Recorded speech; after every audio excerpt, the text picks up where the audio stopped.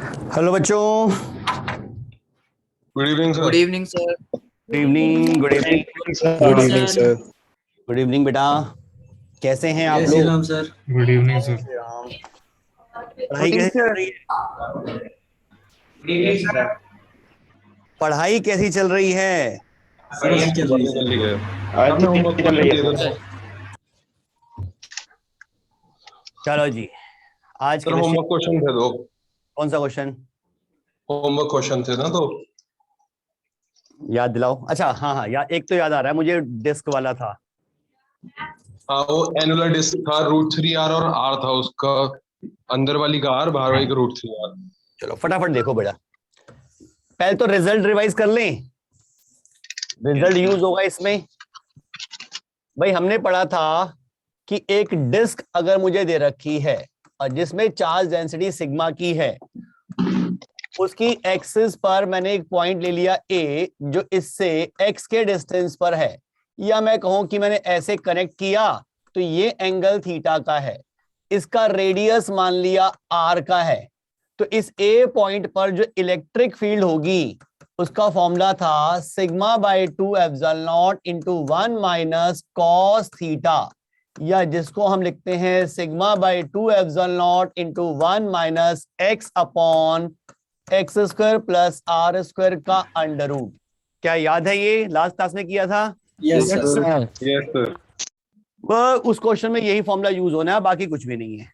देखो जी, ये क्वेश्चन जो है ये अब कैविटी वाला क्वेश्चन है, तो यहां पे आपको कैविटी वाले क्वेश्चंस का भी हिंट मिलेगा कि कैसे करना है उसको। क्वेश्चन क्या था जरा ध्यान से समझो बेटा। सर इसको मैंने दो तरीके से करा, एक तो इंटीग्रेशन से एलिमेंट लेके, बिल्कुल और ठीक। दूसरा करा कि √3r की जो डिस्क है उससे निकाल लिया और r की जो डिस्क है उससे निकाल लिया, उनका डिफरेंस ले लिया, तो वो जो बची हुई डिस्क है उसका आ जाएगा। तो आंसर सेम नहीं आ रहा? आंसर सेम आ गया सर दोनों से। दोनों ठीक है, दोनों बढ़िया है। देखो जी, जो ये वाला फॉर्मूला लगा के है ये आसान है, इंटीग्रेशन नहीं करना पड़ेगा, ऑलरेडी कर रखा है तो दोबारा दोबारा इंटीग्रेशन क्यों करूं। ठीक, देखो जी, आपको दे रखा था एक ऐसी डिस्क थी जिसमें एक होल था, मींस मटेरियल और चार्ज सिर्फ यहां पर थे, सिग्मा की चार्ज डेंसिटी मान लेते हैं। क्या दे रखा था? चार्ज दे रखा था। सर Q चार्ज दे रखा था और रेडियस दे रखा था। देखो जी, Q चार्ज दे रखा था तो Q अपॉन रेडियस इनके क्या क्या दे रखे थे? अंदर सर वाले का √3r और r। R और बाहर वाले का √3r। तो मैं यहां पे सिग्मा डिफाइन कर सकता हूं Q अपॉन पाई इंटू √3r का स्क्वायर माइनस r स्क्वायर। क्या ऐसा लिख सकता हूं? Yes sir. भाई ये शेडेड एरिया जो है वो इतना ही तो है, और इतने एरिया में Q चार्ज को डिस्ट्रीब्यूट कर रखा है, तो Q अपॉन दिस सिग्मा के बराबर होगा। Yes sir. Yes charge per unit area. भाई इस Q चार्ज को कितने एरिया में डिस्ट्रीब्यूट किया वो एरिया निकाल लिया, और Q चार्ज को उस एरिया से डिवाइड कर दिया, तो charge per unit area mean sigma की वैल्यू मिल गई।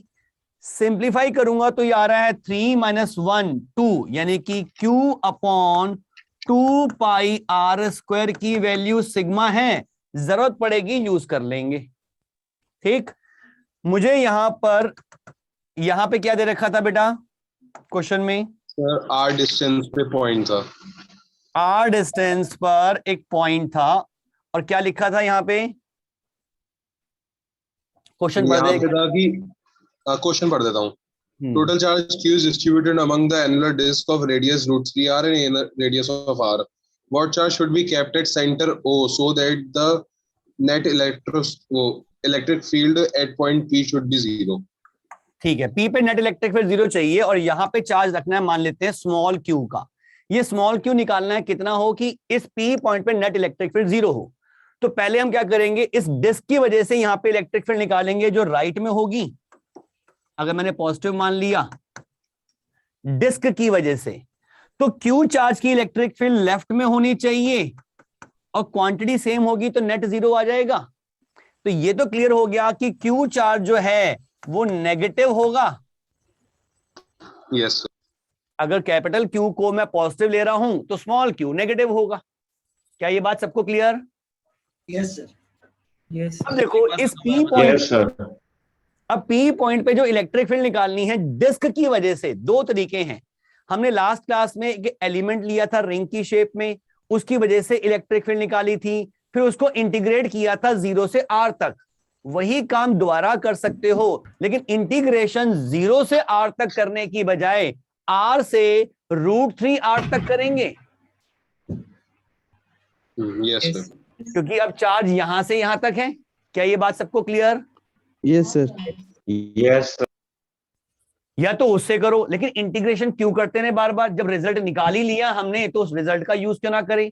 तो ये क्वेश्चन है कैविटी का। अब इस कैविटी वाले क्वेश्चन को कैसे करते हैं जरा समझो। मैं वापस उस पेज पे जाऊंगा। ये हमें डिस्क दे रखी थी और यहां पे खाली थी, मटेरियल यहां था और यहां पे चार्ज डेंसिटी मैं मान लेता हूं सिग्मा की है। इसकी वजह से कुछ करना है, इलेक्ट्रिक फील्ड निकालनी है या फोर्स निकालना है, जो भी केस है। मैं इसकी जगह पे ऐसे दो बॉडी बनाता हूं। मैं इनके रेडियस भी मान लेता हूं बेटा। एक रेडियस है R1, एक रेडियस है R2। इसकी बजाय मैंने क्या किया, एक तो R2 रेडियस का बड़ा रिंग ले ली, बड़ा डिस्क ले लिया, और एक R1 रेडियस का छोटा ले लिया। इस पे चार्ज दे दिया sigma, charge per unit area sigma, और इसमें दे दिया माइनस सिग्मा। ये पॉइंट O और ये पॉइंट भी O, यानी कि इसको इसके ऊपर डाल दूंगा। यानी कि इन दोनों को अगर मैं मिक्स करूं तो इसी सिस्टम के इक्वल होगा। इन दो सिस्टम को कंबाइन कर दूं। सिग्मा क्यों लिया? Sigma sir, sigma. देख, एक्चुअल में सिग्मा तो सिर्फ यहां पर है। जब मैं इसको उठा के यहां डालूंगा तो R1 रेडियस में सिग्मा भी होगा, माइनस सिग्मा भी होगा, तो नेट 0 हो जाएगा। Yes sir. और नेट तो 0 था, तो मैंने 0 वाली जगह पे क्या किया, सिग्मा भी एज्यूम कर लिया और माइनस सिग्मा भी एज्यूम कर लिया। जब मैं इन दोनों सिस्टम को ऐड कर दूंगा तो मुझे यही सिस्टम मिलना चाहिए। पर सर नेट सर्कल Yes, का sir. तो सिग्मा है ना, First वाला में सिग्मा है ना तो सर। 0 नहीं हो जाएगा। सिग्मा का बीच में मतलब तो है cavity है। चार्ज, सिग्मा का मतलब है charge per unit area, total charge नहीं। अरे इसमें तो चार्ज ज्यादा होगा इससे, यस सर, यस ज्यादा सर, नहीं है। Yes sir. और सर जहाँ खाली है सर वहां तो चार्ज भी नहीं है वैसे भी चार्ज नहीं है, तो जब मैं इसको उठा के यहां डालूंगा तो वो R1 रेडियस में चार्ज 0 हो जाएगा। Yes sir. Yes, sir. Yes. तो जब कैविटी वाले क्वेश्चंस करने हो तो हम यही लॉजिक यूज करते हैं। ग्रेविटेशन जिन्होंने पढ़ा है उन्होंने ऐसा किया भी होगा। कैविटी वाले क्वेश्चंस में हम क्या करते हैं, वहां तो हमने एक इमेजिनरी चीज मानी थी, नेगेटिव मास। अरे नेगेटिव मास तो होता ही नहीं है, लेकिन मान लिया था, उससे काम आसान हो गया था। यहां चार्ज तो पॉजिटिव नेगेटिव दोनों पॉसिबल है, तो मेरा काम वैसे ही आसान है। मैंने क्या किया, अब जब अगर मुझे इसकी वजह से कहीं भी इलेक्ट्रिक फील्ड निकालनी है या किसी भी चार्ज पे फोर्स निकालना है, तो मैं क्या करूंगा, पहले इसकी वजह से फोर्स निकालूंगा, फिर इसकी वजह से फोर्स निकालूंगा और उन दोनों को ऐड कर दूंगा वेक्टरली, तो मुझे इसकी वजह से फोर्स मिल जाएगा। Yes sir. Yes sir. Yes sir. क्या Yes, sir. ये लॉजिक सबको क्लियर है? Yes sir. Yes sir. Yes, sir. जब भी कैविटी वाला क्वेश्चन आए, कैविटी वाला क्वेश्चन मतलब क्या, कि हमने एक सिस्टम मान के एक रिजल्ट निकाल रखा है, अब उस सिस्टम में कुछ कैविटी क्रिएट कर दी, अब मुझे उसकी वजह से रिजल्ट निकालना है, तो कैविटी वाली जगह पे हमेशा प्लस और माइनस दोनों चार्ज डेंसिटी मान लो, दोनों को अलग कर दो, दोनों की वजह से अलग अलग कैलकुलेट करके उनका वेक्टर सम कर दो, तो रिजल्ट निकालना आसान होता है।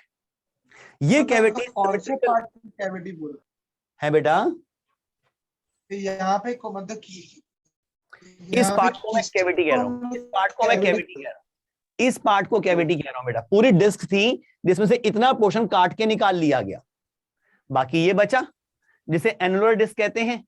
इसकी वजह से मुझे कुछ निकालना है, तो मैंने इसकी बजाय ऐसी दो कंप्लीट डिस्क मान ली। मैं इसकी वजह से इलेक्ट्रिक फील्ड निकालूं, फिर इसकी वजह से इलेक्ट्रिक फील्ड निकालूं और उन दोनों का वेक्टर सम कर दूं, तो मुझे इसकी वजह से जो इलेक्ट्रिक फील्ड आनी चाहिए वो मिल जाएगी। हाँ या ना? Yes sir. Yes, sir. अब आ जाओ जी इस क्वेश्चन पे। पहले तो मैंने मान लिया पूरा सिग्मा, अगर पूरा सिग्मा तो ये E1 कितना होगा, ये E1 होगा sigma bye 2 epsilon not. Into ये वाला रिजल्ट 1 माइनस कॉस थीटा, मतलब r upon r square plus √3r² का अंडर रूट। ये इवन आएगा जो राइट में हो। और यहां पे अगर मैंने मान लिया है, अच्छा ये अभी इवन नहीं है, इवन तो पूरी डिस्क की वजह से था ना। ये तो मैंने लिया कि अगर मैंने डिस्क कंप्लीट ले ली है तो। अब अगर मैं इतने में माइनस सिग्मा लेता हूं तो इलेक्ट्रिक फील्ड आएगी minus sigma upon 2 epsilon not into 1 minus, मैंने कुछ गड़बड़ की है ना रेडियस को लेकर, √3, नहीं ठीक ही लिया था। ये डिस्टेंस r का है और ये डिस्टेंस एंगल जो बनेगा वो दिस अपॉन दिस बनेगा, तो यहां गड़बड़ की है। अच्छा ऊपर तो r√3 लेंगे ना? मैं कंफ्यूज हो रहा हूं, मैंने शायद ठीक लिखा था, फिर देख लो भाई। यहां फॉर्मूला होता है, मैं कंप्लीट डिस्क की वजह से निकाल रहा हूं, तो sigma upon 2 epsilon not 1 minus this distance r cos लिखना था बेस अपॉन हाइपोटेन्यूज, ठीक ही लिखा है, ठीक ही लिखा है। दूसरा कॉस थीटा, पहला कॉस थीटा जो आएगा वो ये वाला थीटा आएगा, यस सर, ये वाला थीटा। दूसरा थीटा जो आएगा दूसरे वाले केस में वो ये वाला थीटा आएगा, छोटा वाला, यस सर। तो यहां आ जाएगा base upon hypotenuse is r² plus r² का अंडर रूट, ये आएगा E1। यस सर, ये मैंने माइनस क्यों किया समझ में आ रहा है? Yes sir. तो नेगेटिव कैविटी। बिल्कुल, ये Yes, sir. पॉजिटिव, पूरा पॉजिटिव लिया तो इस तरफ, कैविटी वाला पोर्शन में नेगेटिव बच गया, उसकी वजह से इधर, दोनों का डिफरेंस नेट इलेक्ट्रिक फील्ड देगा E1, जो इस एनुलर डिस्क की वजह से है। इसको कर देते हैं हम सिंप्लीफाई करेंगे तो सिग्मा बाय 2 एप्सिलॉन नॉट तो कॉमन आ गया, दिस माइनस दिस करना है तो 1 कट जाएगा, ये नेगेटिव कर रहे हैं तो ये पॉजिटिव हो जाएगा। कितना हो जाएगा ये? r upon √2r means 1 by √2, r upon √2r minus r upon 2r 1 by 2, yes sir. ये रिजल्ट आ जाएगा। अब मैं चाहता हूं कि यहां पे नेट इलेक्ट्रिक फील्ड 0 हो, तो इस E1 को कौन न्यूट्रलाइज कर रहा है? E2। और E2 किसकी वजह से है? इस Q की वजह से। तो Q की वजह से यहां पे इलेक्ट्रिक फील्ड इसके बराबर होनी चाहिए, यस सर। यानी Yes. कि 1/4 pi epsilon not K Q upon distance square r², yes sir. और मुझे निकालना है Q। लेकिन क्वेश्चन में सिग्मा नहीं दे रखा था, तो मुझे सिग्मा की वैल्यू पुट करनी पड़ेगी। तो मैंने यहां लिखा भाई कैपिटल Q अपॉन सिग्मा की वैल्यू 2 पाई r², बाकी है 1 बाय 2 एप्सिलॉन नॉट इंटू में 1 by √2 minus 1 by 2 is equal to 1/4 pi epsilon not Q upon r²। देखो क्या क्या कट रहा है, 2 pi into 2 4 pi epsilon not पूरा कट गया, r² पूरा कट गया, तो Q की वैल्यू क्या आ गई? कैपिटल Q, वहां तो सब खत्म, यहां बचा 1 बाय √2 माइनस 1 बाय 2, लेकिन नेगेटिव का। ये आ जाएगा फाइनल आंसर। ये कैसे आया, क्या समझ में आया आप लोगों को? Yes sir. सर आपका वीडियो रुक रहा है, प्लीज एक बार और रिपीट कर दें। सर कैविटी वाले कॉन्सेप्ट रिपीट कर दीजिए प्लीज, वीडियो रुक गया था। क्या सबके पास वीडियो रुक रहा है क्या? No sir. No, sir. Cavity वाले प्रॉब्लम को मैंने यहां पे समझाया है बेटा, फिर समझ ले कि अगर किसी बॉडी, अगर कंप्लीट डिस्क होती तो मेरा काम बहुत आसान था, मेरे पास फॉर्मूला था। उसने क्या किया, डिस्क में एक कैविटी बना दी, तो मैंने इस सिस्टम को 2 पार्ट में डिवाइड कर लिया। इसमें चार्ज डेंसिटी सिग्मा की थी, तो मैंने यहां भी सिग्मा मान ली, तो ये कंप्लीट हो गई। लेकिन यहां सिग्मा थी नहीं, मैंने मानी, तो सिग्मा के साथ साथ मैंने माइनस सिग्मा भी मान ली उतने ही पोर्शन में। जब इन दोनों को मैं कंबाइन करूंगा तो मुझे यही सिस्टम मिल जाएगा। प्रिया क्या ये बात क्लियर? Yes sir. अब इसकी वजह से अगर इलेक्ट्रिक फील्ड निकालनी है तो बेटर है कि पहले इसकी वजह से निकाल लो, फिर इसकी वजह से निकाल लो और उन दोनों का वेक्टर सम कर दो, तो यही काम हम करते हैं कैविटी वाली प्रॉब्लम से। सर हाँ बेटा, लास्ट स्लाइड। सिग्मा की value q upon pi R square नहीं होगी? क्या चीज? सिग्मा की value q upon pi R square नहीं होगी? इस क्वेश्चन में हाँ नहीं बेटा, इस क्वेश्चन में आपको दे रखा था, जो एनुलर डिस्क दे रखी थी वो ऐसे थी, यहां कैविटी थी, और इसमें रेडियस दे रखा था इसका r और इसका √3r, और चार्ज यहां पर था कैपिटल Q का। तो कैपिटल Q चार्ज कितने एरिया में डिस्ट्रीब्यूट किया है वो एरिया निकाल सकते हो। हाँ शेडेड एरिया जो होगा वो pi into √3r whole square minus pi into R square, इतना ही होगा शेडेड एरिया। जी सर। तो Q चार्ज इतने एरिया में मींस 2 पाई आर स्क्वायर में डिस्ट्रीब्यूट किया गया है, और सिग्मा होता है चार्ज पर यूनिट एरिया। तो यही तो आएगा सिग्मा, पाई आर स्क्वायर क्यों आएगा? Last slide. सर हमने सर जो माइनस क्यू अज्यूम किया है सर, माइनस उस क्यू हमने- नहीं किया, नहीं, हमने सिग्मा एज्यूम किया है, माइनस क्यू में गड़बड़ हो जाएगी। सर लास्ट वाली स्लाइड में हाँ, सर, सिग्मा, सर जो अच्छा हमने- ये वाला सर यस सर, हाँ, सर वो सर हमने खुद अज्यूम किया है सर। वो निकालना है। सेंटर। वही तो पूछा उसने कि यहाँ पे कितना चार्ज रखूं कि यहाँ पे नेट इलेक्ट्रिक फील्ड 0 हो जाए, यही तो उसने पूछा है। सर नेगेटिव हमने अज्यूम कैसे किया सर? नेगेटिव क्यों लिया?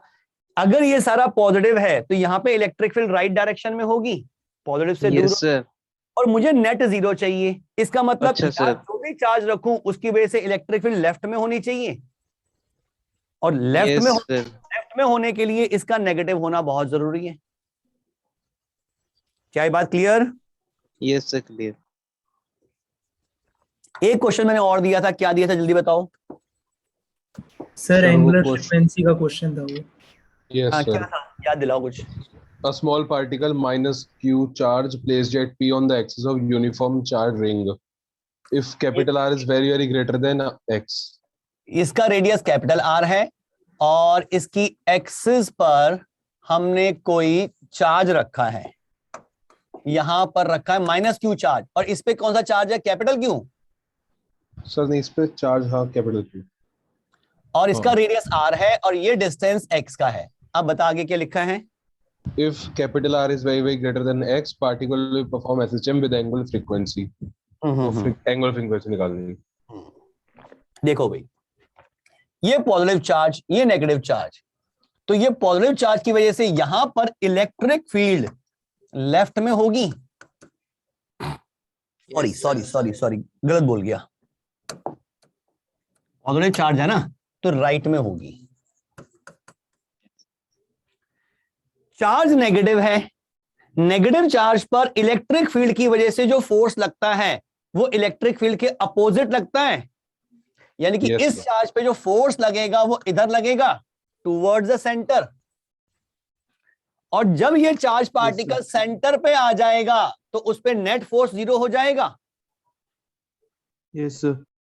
यानी कि ये सेंटर वाली पोजीशन, ओ वाली पोजीशन में कह सकता हूं इक्विलिब्रियम पोजीशन है।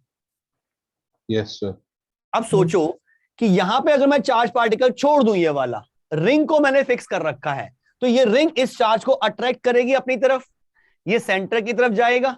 लेकिन जैसे ही वो सेंटर पे पहुंचेगा वहां पे नेट फोर्स तो 0 हो गया, लेकिन इसको एक मोमेंटम मिल चुका है। यस उस मोमेंटम की वजह से वो उधर की तरफ निकलेगा।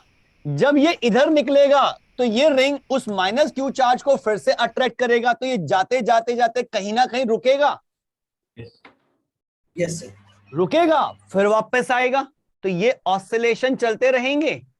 मुझे उसी ऑसिलेशन का टाइम पीरियड निकालना है। क्या ये ऑसिलेशन करेगा? ये बात समझ में आ रही है? यस मोमेंटम की वजह से। सर ऊपर से इसकी सर नेट फोर्स 0 हो जाएगा। सर वो सर थोड़ी देर सर आगे जाएगा। सर ये क्यों जाएगा सर? देख बेटा, एक सिंपल पेंडुलम होता है, ऐसे खड़ा हुआ है, तो बोब जो होता है वो रेस्ट पे होता है, इक्विलिब्रियम में होता है। Yes sir. यहां पे बोब पे जो नेट फोर्स लग रहा होता है वो 0 होता है। Yes sir. मैंने पेंडुलम को ऐसे करके छोड़ दिया, ये जब यहां आता है तो रुक जाता है नो सर। पेंडुलम, तो ये ऐसे ऑसिलेट करना शुरू कर देता है पेंडुलम। Sir momentum. मोमेंटम, जब वो अपनी मीन पोजीशन पे आया, अरे उसके पास एक वेलोसिटी आ चुकी है, मोमेंटम मिल चुका है उसको, तो रुकेगा कैसे एकदम, वो ओवरशूट कर जाएगा। लेकिन जैसे ही इधर जाएगा फोर्स वापस लग रहा है, उसे कहीं ना कहीं रोक लेगा, फिर वापस आएगा, फिर यहां पहुंचेगा, फिर से मोमेंटम मिल चुका, अब इधर चला जाएगा, फिर फोर्स उसे रोकेगा कहीं ना कहीं, फिर वापस आएगा, तो ये ऑसिलेट करता रहेगा। तो ऐसे भी तो यहां पे हो रहा है कि ये रिंग है पॉजिटिव चार्ज की और एक्सिस पे पड़ा हुआ है नेगेटिव चार्ज, तो ये रिंग उसे अट्रैक्ट कर रही है सेंटर की तरफ। तो जैसे ही मूव करता हुआ सेंटर पे आएगा किसी एक्सेलरेशन के साथ, तो सेंटर पे पहुंचने पे इसको कुछ वेलोसिटी मिल चुकी होगी। Yes sir. वेलोसिटी मिल गई है, नेट फोर्स जरूर जीरो हो गया यहां पर, लेकिन वेलोसिटी तो है, रुक कैसे जाएगा, तो ये ओवरशूट करेगा। जैसे ही वो रिंग के इस तरफ पहुंचेगा, रिंग फिर से अट्रैक्ट करेगी उसको, तो कहीं ना कहीं उसको रोक देगी। Yes sir. रुकेगा, रुकेगा तो फोर्स तो इधर ही लग रहा है, वापस आएगा, फिर सेंटर पे पहुंचा, मोमेंटम है, ओवरशूट कर जाएगा, तो ये इसी तरह से ऑसिलेट करना शुरू कर देगा। Yes sir. Yes sir. मुझे इसी ऑसिलेशन का टाइम पीरियड निकालना है। अब देखो किस तरह से निकालते हैं और क्या कंडीशंस होती हैं। ये क्वेश्चन जेई में आया हुआ क्वेश्चन है, ध्यान रखना। पहले तो निकालो यहां पे इलेक्ट्रिक फील्ड, मुझे फॉर्मूला पता है, रिंग की वजह से यहां पे इलेक्ट्रिक फील्ड कितनी होती है भाई, sir k q x upon k q x r square plus x square का r whole square plus x square raise to the power 3/2। 3/2। ये इलेक्ट्रिक फील्ड इस अच्छा ये कैपिटल क्यू लेना चाहिए ना यहां तो हमें, क्योंकि हम तो कैपिटल क्यू की वजह से इलेक्ट्रिक फील्ड निकाल रहे हैं। Yes sir. अब इस इलेक्ट्रिक फील्ड की वजह से इस क्यू चार्ज पे जो फोर्स लगेगा वो इतना लगेगा टुवर्ड्स मीन पोजीशन या इक्विलिब्रियम पोजीशन कह सकता हूं। Yes sir. Yes sir. Force towards mean position लग रहा है, तो मैं इसे रीस्टोरिंग फोर्स कह सकता हूं। Yes sir. Yes sir. लेकिन ये रीस्टोरिंग फोर्स एक्स के प्रोपोर्शनल में नहीं आ रहा, क्योंकि एक्स तो नीचे भी आ रहा है। लेकिन एक अजम्पशन हमें क्वेश्चन में दे रखी है that X is very very less than R. अगर एक्स आर से बहुत छोटा है तो आर स्क्वायर के कंपैरिजन में मैं एक्स स्क्वायर को नेग्लेक्ट कर सकता हूं। Yes sir. ये फोर्स बन जाएगा K Q Q X, K Q Q x upon R square की पावर 3/2 आर क्यूब। ये वाला पार्ट पूरा कांस्टेंट आ रहा है। Yes sir. यानी कि मैं कह सकता हूं कि restoring force is proportional to X. Yes sir. ये कंडीशन मिलते ही मैं कह सकता हूं कि अब तो ये एसएचएम है, सर। और एसएचएम है yes sir. Time period 2 pi under root inertia factor, इसका mass upon spring factor K Q Q upon R cube. ये आ गया आंसर टाइम पीरियड का। टाइम पीरियड पूछा था, फ्रीक्वेंसी पूछी थी, ओमेगा उल्टा हो जाएगा। ओमेगा। टी निकल गया तो ओमेगा तो निकाल ही लोगे। Yes sir. क्या ये समझ में आया? ये क्वेश्चन जो जेई में आया था वो इस तरह से था, 4 ऑप्शन जो दे रखे थे उसमें दे रखा था कि if x is equals to 2r particle will moving in SHM, तो आंसर गलत हो जाएगा। अगर x r के कंपैरिजन में है तो ये एसएचएम नहीं हो सकता। भाई एसएचएम किस कंडीशन पे बना? इस कंडीशन पर। अगर x r से बहुत बहुत छोटा नहीं है तो ये एसएचएम है ही नहीं। ऑसिलेटरी जरूर है लेकिन एसएचएम नहीं है। एसएचएम कब है? जब x r से बहुत छोटा होगा। क्या ये बात क्लियर?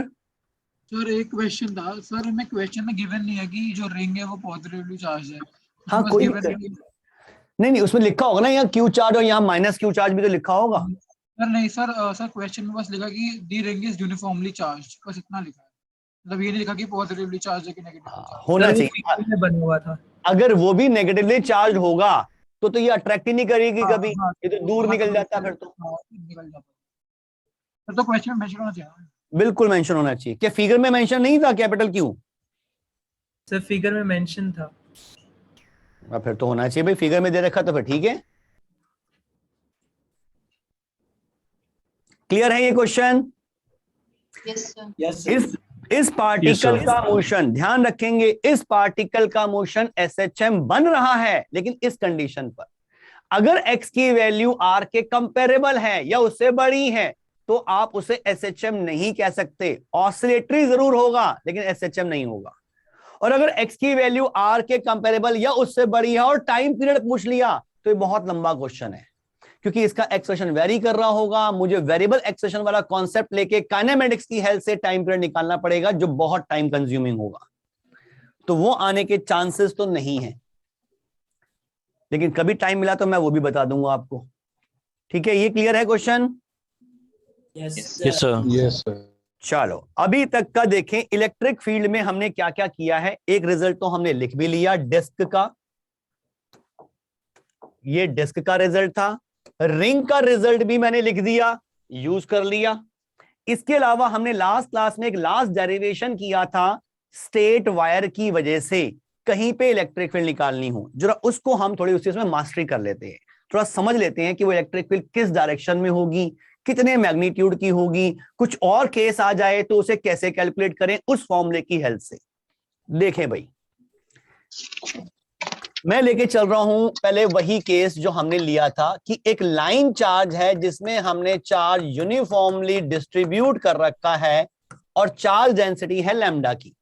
लैम्डा मतलब चार्ज पर यूनिट लेंथ। हाँ बेटा। सर जो अपने सबसे पहले वाला क्वेश्चन करा था उसे हम वो रिंग वाले से नहीं कर सकते थे ना सर? रिंग वाले रिजल्ट यूज करके? Yes sir. नहीं, रिंग कैसे कर लें भाई, इतनी बड़ी थिकनेस दे रखी है। थिकनेस ज्यादा है। हाँ, रिंग तो सिर्फ एक पतली सी लाइन होती है, बस उसकी थिकनेस नेगलेक्ट कर देते हैं हम। Okay sir. रिंग में तो एक ही रेडियस होता है ना, यहाँ दो दो रेडियस है, क्या यूज करता मैं रेडियस? Okay sir. ये एक लाइन चार्ज दे रखा है फाइनाइट लेंथ का, चार्ज डेंसिटी लैम्डा की, और इसकी वजह से मुझे इलेक्ट्रिक फील्ड निकालनी थी यहां पे कहीं। यहां कहां पर भाई?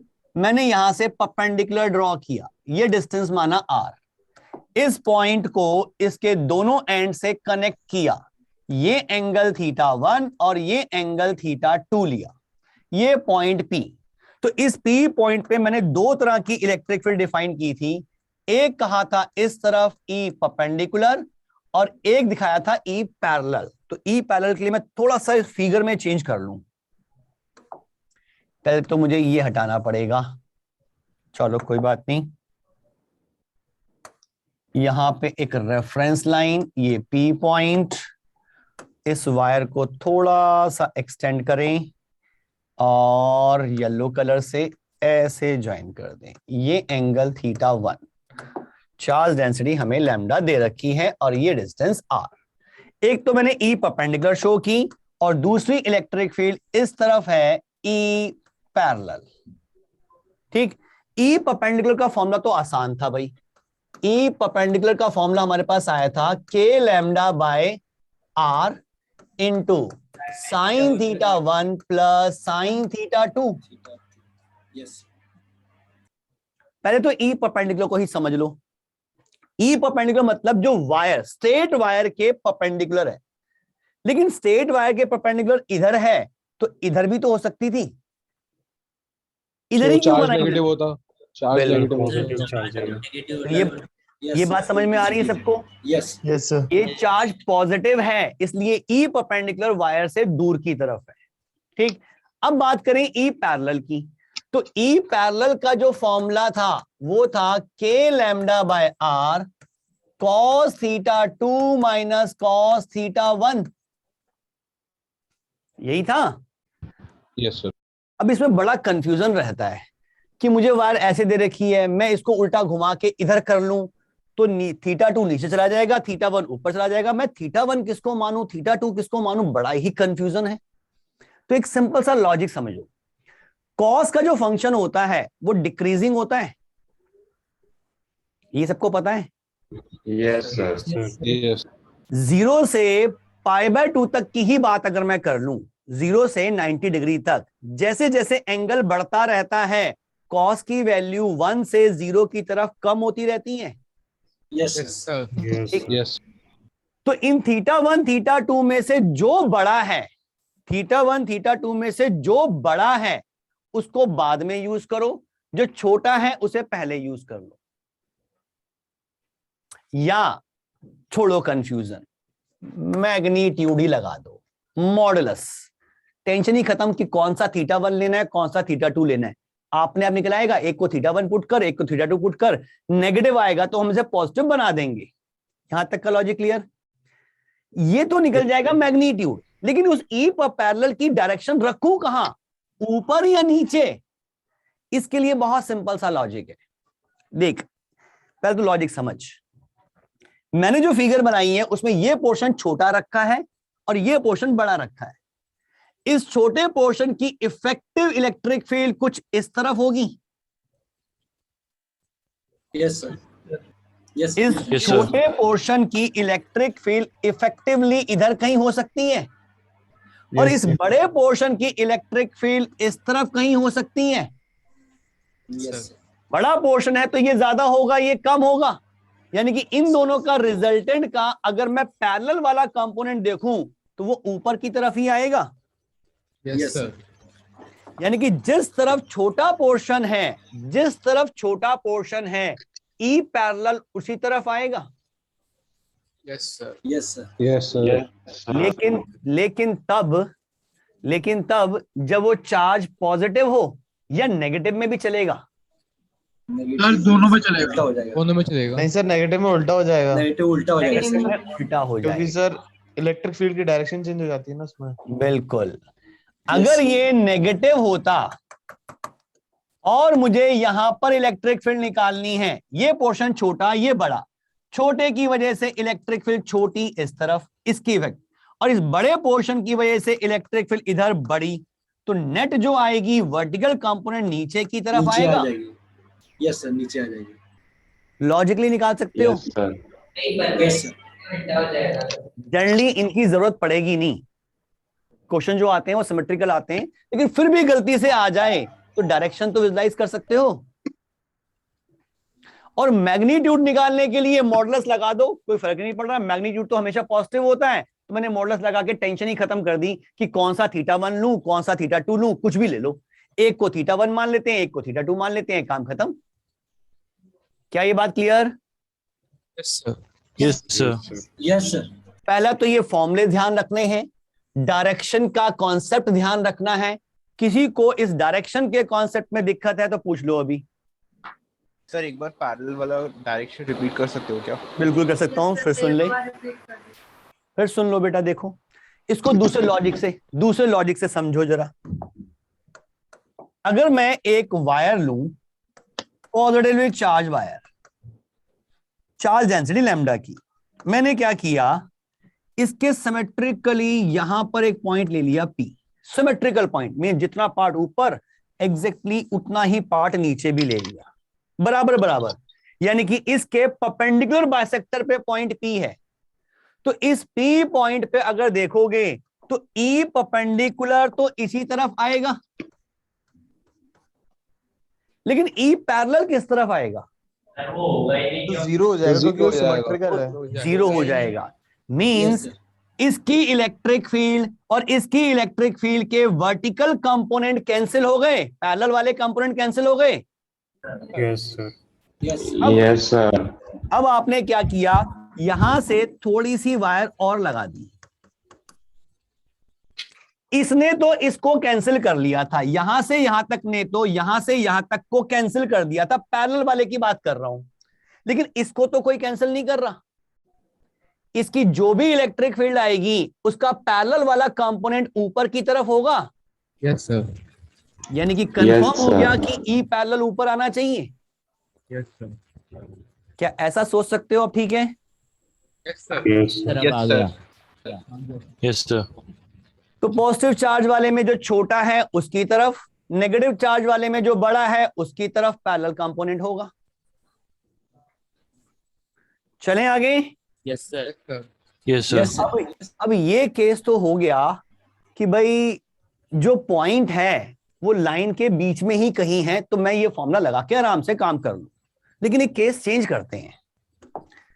मान लो केस ऐसा आ गया कि भाई ये वायर है, पॉजिटिव चार्ज दे रखा है, चार्ज डेंसिटी लैम्डा की, लीनियर चार्ज डेंसिटी दे रखी है, और जो पॉइंट है जहां पर इलेक्ट्रिक फील्ड निकालनी है वो पॉइंट यहां है।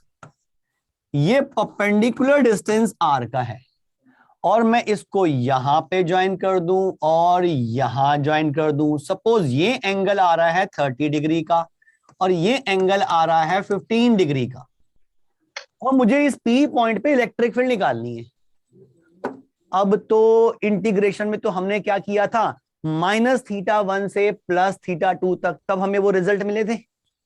अब इसके लिए क्या मैं नया रिजल्ट बनाऊं? कितने रिजल्ट याद कर लेंगे? तो उसी रिजल्ट को यूज करने के लिए यहां पे सिर्फ θ1 θ2 के साइन कैसे एनालाइज करने हैं ये समझ में आ गया, तो वही फॉर्मूले यूज हो जाएंगे आराम से। ये कैसे करेंगे भाई? देखो, ये वायर को मैं नाम दे देता हूं AB। R था परपेंडिकुलर डिस्टेंस तो R मेरे पास है, तो R की जगह पे तो ये वाला R आ जाएगा, जो भी ये दे रखा है, 1 मीटर 2 मीटर 3 मीटर जो भी दे रखा है। प्रॉब्लम है θ1 θ2 को लेकर। θ1 θ2 थे क्या एक्चुअल में, कि जो भी वायर मुझे दे रखी थी उसकी वजह से जिस पॉइंट पे भी इलेक्ट्रिक फील्ड निकालनी थी, उस पॉइंट से मैंने उस वायर पे परपेंडिकुलर ड्रॉ किया था जो डिस्टेंस R का था, और जो वो परपेंडिकुलर था that is the reference line to measure angles. ऊपर वाले पॉइंट का एंगल इसी रेफरेंस लाइन के साथ मेजर किया था, नीचे वाले पॉइंट का एंगल भी इसी रेफरेंस लाइन के साथ मेजर किया था। मींस एंगल तो मुझे इसी रेफरेंस लाइन से निकालना है। अब सिंपल सा फंडा है, उन दोनों में से एक एंगल θ1 है और एक एंगल θ2 है। जिसको मर्जी θ1 जिसको मर्जी θ2 मान ले हम, ठीक। लेकिन वो लेने कैसे हैं, पॉजिटिव में या नेगेटिव में? सिंपल सा लॉजिक, जैसे ये वायर है, इस वायर के ऊपर वाले पॉइंट, मैं पहले वही केस बना देता हूं।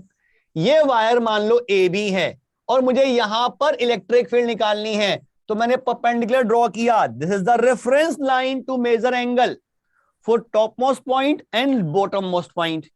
अब देखेंगे इस वायर का एक पॉइंट ऊपर और एक पॉइंट नीचे है।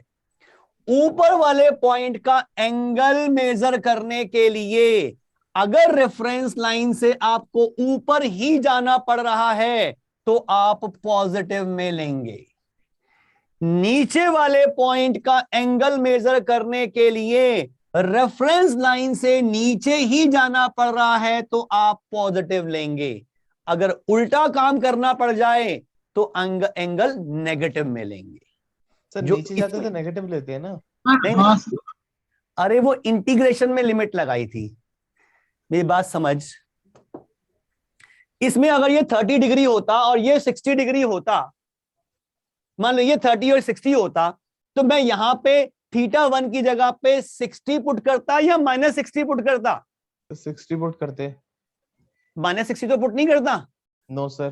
भाई लिमिट ही हमने लगाई थी -60 से +30 तक, ऐसे ही किया था, तो वैल्यू तो मुझे वही रखनी पड़ेगी। तो मैंने नीचे वाले एंगल को क्या नेगेटिव में पुट करूंगा यहाँ पे? अरे θ1 तो उसका मैग्नीट्यूड था। लेकिन यहां पे सिचुएशन हो गई चेंज। अब ये वो सिचुएशन तो रही नहीं जो जिसके लिए मैंने ड्राइव किया था, सिचुएशन तो चेंज हो गई। तो इसके लिए मैं नया फॉर्मूला याद करूं, बड़ा ही कॉम्प्लिकेट रहेगा, और फिर ये भी याद रखना पड़ेगा भी किस सिचुएशन में कौन सा फॉर्मूला।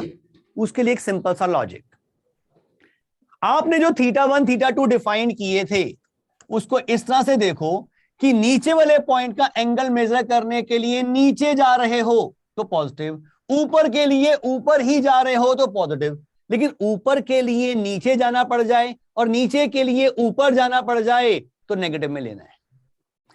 जैसे यहां पर थोड़ा सा कोई कंफ्यूजन नहीं, अभी दो जगह अप्लाई करके दिखाऊंगा, समझ में आ जाएगा। जैसे ये सिचुएशन मेरे पास है, वायर आपके पास AB है, B पॉइंट इस वायर का ऊपर का पॉइंट है। Yes sir. रेफरेंस लाइन ये वाली है, इसी से एंगल मेजर करना है, ये वाली रेफरेंस लाइन है। Yes sir. इस रेफरेंस लाइन से ऊपर वाले पॉइंट का एंगल मेजर करने के लिए मुझे ऊपर ही जाना पड़ रहा है। तो पॉजिटिव। यानी कि इस एंगल को अगर मैं θ1 कह देता हूं, वैसे तो इसको हमने θ2 से रिप्रेजेंट किया था, θ2 ही कह देता हूं, तो θ2 की वैल्यू में लूंगा 45 डिग्री। ठीक, अब नीचे वाले पॉइंट पे आ जाओ। इस वायर का नीचे वाला पॉइंट ए, रेफरेंस लाइन तो यही है, रेफरेंस लाइन से नीचे वाले पॉइंट का एंगल मेजर करने के लिए मुझे ऊपर जाना पड़ रहा है, नीचे वाले पॉइंट के लिए मुझे ऊपर जाना पड़ रहा है, उल्टा जाना पड़ रहा है, नीचे के लिए ऊपर।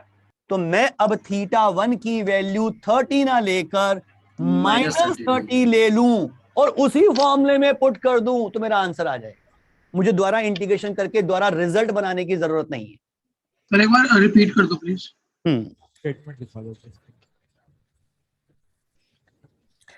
सिंपल सा लॉजिक ध्यान रखना है, सारे एंगल जो θ1 θ2 हमने मेजर किए, ये दोनों एंगल्स हमें इस रेफरेंस लाइन से ही मेजर करने हैं। किसी भी वायर के ऊपर वाले पॉइंट का एंगल मेजर करने के लिए अगर रेफरेंस लाइन से ऊपर गए, नीचे वाले पॉइंट का एंगल मेजर करने के लिए रेफरेंस लाइन से नीचे गए, मींस पॉइंट जिस डायरेक्शन में उसी डायरेक्शन में आप जा रहे हो from reference line, starting from reference line, तो पॉजिटिव लेना है। लेकिन ऊपर वाले पॉइंट के लिए नीचे जाना पड़ जाए या नीचे वाले पॉइंट के लिए ऊपर जाना पड़ जाए तो नेगेटिव में ले लो। क्या अब समझ में आया? Yes sir. Yes, sir. Understood. Sir इससे ई पैरेलल पे तो कोई फर्क पड़ेगा नहीं ना, क्योंकि cos -θ cos θ ही हो जाएगा। ई पैरेलल में तो कोई फर्क नहीं पड़ेगा, सिर्फ ई परपेंडिकुलर का दिक्कत है बस, और मेनली ई परपेंडिकुलर ही निकालना पड़ेगा आपको। मान लो सिचुएशन में चेंज कर दूं, अब आप बताओ मुझे, अगर ये वायर है, पॉजिटिव चार्ज दे रखा है, वायर को नाम दे दिया ए बी, इसकी वजह से मुझे इलेक्ट्रिक फील्ड निकालनी है इस पॉइंट पी पर। ये रेफरेंस लाइन हो गई जो परपेंडिकुलर ड्रॉ किया, इसको मैंने यहां ज्वाइन किया, यहां ज्वाइन किया, ये एंगल आ रहा है सपोज 20 डिग्री का, ये आ रहा है 30 डिग्री का। अब मैं θ1 और θ2 क्या क्या लूं मुझे बताओ। सर -20 और -20 डिग्री +20 और +50। एक तो लेंगे 50 पॉजिटिव का और एक -20। Yes sir. क्या ये बात सबको समझ में आ रही है? Yes sir. नीचे वाले पॉइंट का एंगल नीचे 50, नीचे का नीचे तो पॉजिटिव, ऊपर का भी नीचे आ रहा है तो माइनस में आ गया 20। क्या लॉजिक क्लियर? Yes sir.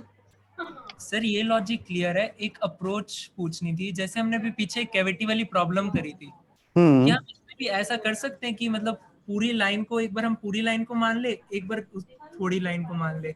बिल्कुल कर सकते हैं, बिल्कुल कर सकते हैं बेटा। आप एक्चुअल में हम इंटीग्रेशन में तो यही किया हमने, हमें पूरी वायर की वजह से कहीं इलेक्ट्रिक फील्ड निकालनी थी, तो मैंने छोटे छोटे पार्ट्स की वजह से अलग अलग इलेक्ट्रिक फील्ड निकाल के फिर उनका सबका वेक्टर सम किया है, तभी तो रिजल्ट आया। आप उसे बिल्कुल बेसिक से करना चाहते हो, भाई इसको 2 पार्ट में डिवाइड कर लो, इसके लिए अलग निकाल लो, इसके लिए अलग निकाल लो, ये भी ठीक है, कोई दिक्कत नहीं। आपको इसमें प्रॉब्लम आ रही है, आप इतने पोर्शन में पॉजिटिव और नेगेटिव दोनों मान लो, कर सकते हो, आंसर सेम आएगा। लेकिन एक ही फॉर्मूला 2 बार क्यों लगाऊं जब मेरे पास एक इजी कॉन्सेप्ट है तो। Yes sir. चलो जी, अब थोड़ा बात करते हैं इनफाइनाइट वायर की। ये तो थी फाइनाइट वायर, इनफाइनाइट का केस भी देख लेते हैं भाई। मान लो मेरे पास वायर पहले इतनी छोटी है, लैम्डा की चार्ज डेंसिटी, और मुझे यहां पर इलेक्ट्रिक फील्ड निकालनी थी पी पॉइंट पे। तो मैंने एक रेफरेंस लाइन ड्रॉ किया, एंगल ऐसे बनाया, एक θ1 हो गया, एक θ2 हो गया, फॉर्मूला लगा दिया।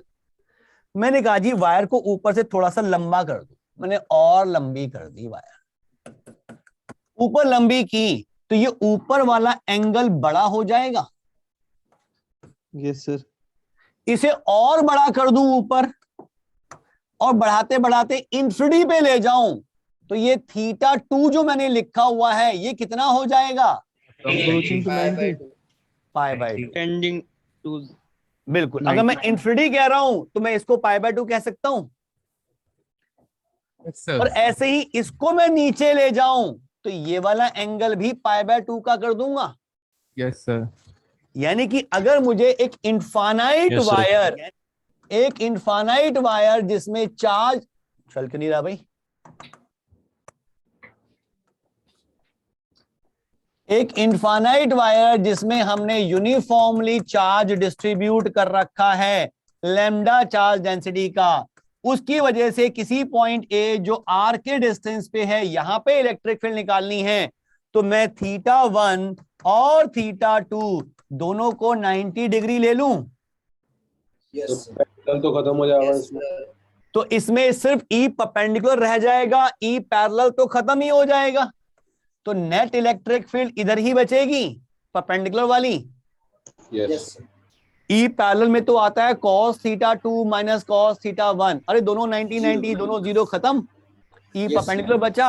और ये ई कितना बचेगा, k lambda by are into sine 90 plus sine 90, 1 + 1 2 k lambda by R. ये रिजल्ट आपको याद रखना है। एक इनफाइनाइट लाइन चार्ज, एक इनफाइनाइट लाइन चार्ज जिसमें चार्ज हमने यूनिफॉर्मली डिस्ट्रीब्यूट कर रखा है और चार्ज डेंसिटी लैम्डा की है, उससे आर डिस्टेंस पर किसी पॉइंट पे इलेक्ट्रिक फील्ड वो 2k लैम्डा बाय आर की होगी और डायरेक्शन उस वायर के परपेंडिकुलर।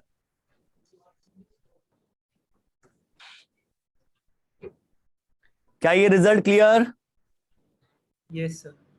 Yes, sir. भाई ये तो बात होगी इनफाइनाइट वायर की। एक केस होता है सेमी इनफाइनाइट वायर का, जरा उसे भी देख लेते हैं। सेमी इनफाइनाइट वायर का केस मतलब कि वायर यहां से स्टार्ट हो रही है ए पॉइंट से और ऊपर जा रही है इंफिनिटी पर।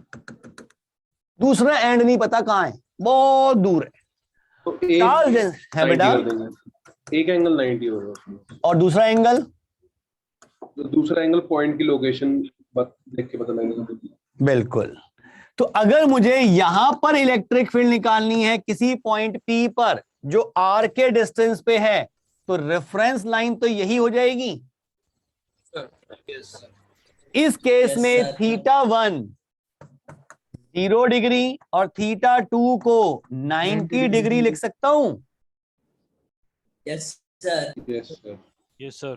तो इसमें ई परपेंडिकुलर जो आएगा वो आएगा k lambda by R sine 90 plus sine 0 मतलब 1। Yes, sir. और ई पैरेलल कितना आएगा, k lambda by r cos θ2 minus cos θ1, वो भी 1 हो जाएगा। मैग्नीट्यूड सेम ही आएगा। मींस यहां पे जो इलेक्ट्रिक फील्ड आएगी वो इस तरफ आएगी k लैम्डा बाय आर, और इसकी वजह से ई पैरेलल नीचे की तरफ होगा k लैम्डा बाय आर, और इनका रिजल्टेंट जो आएगा वो इस तरफ आएगी net electric field. Yes sir. और ये नेट इलेक्ट्रिक फील्ड जो होगी वो √2 k लैम्डा बाय आर की हो जाएगी। Yes, sir. और ये भी क्लियर है कि ये जो एंगल होगा ये एंगल 45 डिग्री का, सिंपल वेक्टर, दो Yes, इक्वल sir. मैग्नीट्यूड के हैं। क्या ये रिजल्ट क्लियर? Yes, sir. किसी को इसमें कोई दिक्कत? No, sir. No, sir. No, sir. चलो, ये हमने इसके अभी क्वेश्चंस नहीं किए, क्वेश्चंस करेंगे सारे, बहुत सारे क्वेश्चन करने हैं, लेकिन उससे पहले हमें आर्क की बात भी करनी है, क्योंकि बिना आर्क की बात किए मैंने इसके क्वेश्चन करा दिए तो वो बहुत लेंदी हो जाते हैं। आर्क समझने के बाद ऐसे ही बहुत सारे क्वेश्चन सिंपल हो जाएंगे। एक क्वेश्चन कर लेते हैं, चलो एक मैं कर देता हूं, फिर देखो कितना आसान हो जाएगा जब हम आर्क कर लेंगे वही क्वेश्चन। ये सब हटा दूं? Yes sir. देखो जी, मान लो ये एक infinite wire, semi infinite wire, और या आप कह सकते हो कि एक इनफाइनाइट वायर थी, मैंने इसको किसी पॉइंट पे 90 डिग्री पे बेंड कर दिया, यानी कि एक पार्ट तो ऐसा हो गया और दूसरा पार्ट इधर जा रहा है। हाँ बेटा, हम डायपोल बाद में करेंगे। बिल्कुल बाद में करेंगे बेटा, कुछ टाइम के बाद। जो शेड्यूल मिला है उसके अकॉर्डिंग डायपोल बाद में है, तो उसके अकॉर्डिंग ही चलेंगे, करेंगे, छोड़ेंगे कुछ भी नहीं, करेंगे सब कुछ। ये मैंने दे दिया और चार्ज डेंसिटी पूरी लैम्डा की है, ठीक। फिर हमने क्या किया, यहां पे एक पॉइंट कंसीडर किया। अगर मैं इसको ओरिजिन मानता हूं, इसको x एक्सिस और इसको y एक्सिस। तो यहां पे एक पॉइंट है P जिसके कोऑर्डिनेट्स हैं a, a। इस P पॉइंट पे इलेक्ट्रिक फील्ड निकालनी है, क्या आप निकाल सकते हो? यहाँ पे सुपरपोजिशन प्रिंसिपल का यूज कर सकते हैं ना? बिल्कुल कर सकते हैं बेटा। आप देखो, पहले इसकी वजह से निकाल लो, फिर इसकी वजह से निकाल लो, फिर दोनों का वेक्टर सम कर दो। करो जरा।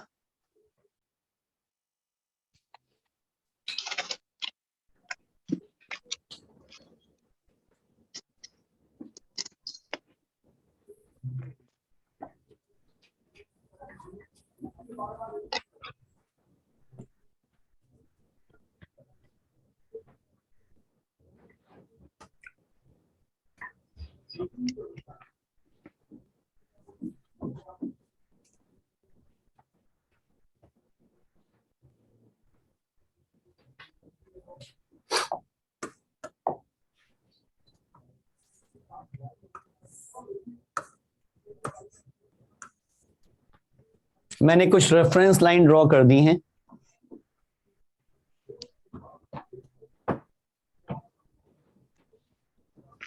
मैं ही कर दूं? आप तो इसे आसान मेथड से ही करना, क्यों लंबे मेथड से कर रहे हो? समझ लो इसको कैसे करना है, समझ लो इसको बेटा। आसान मेथड बताऊंगा।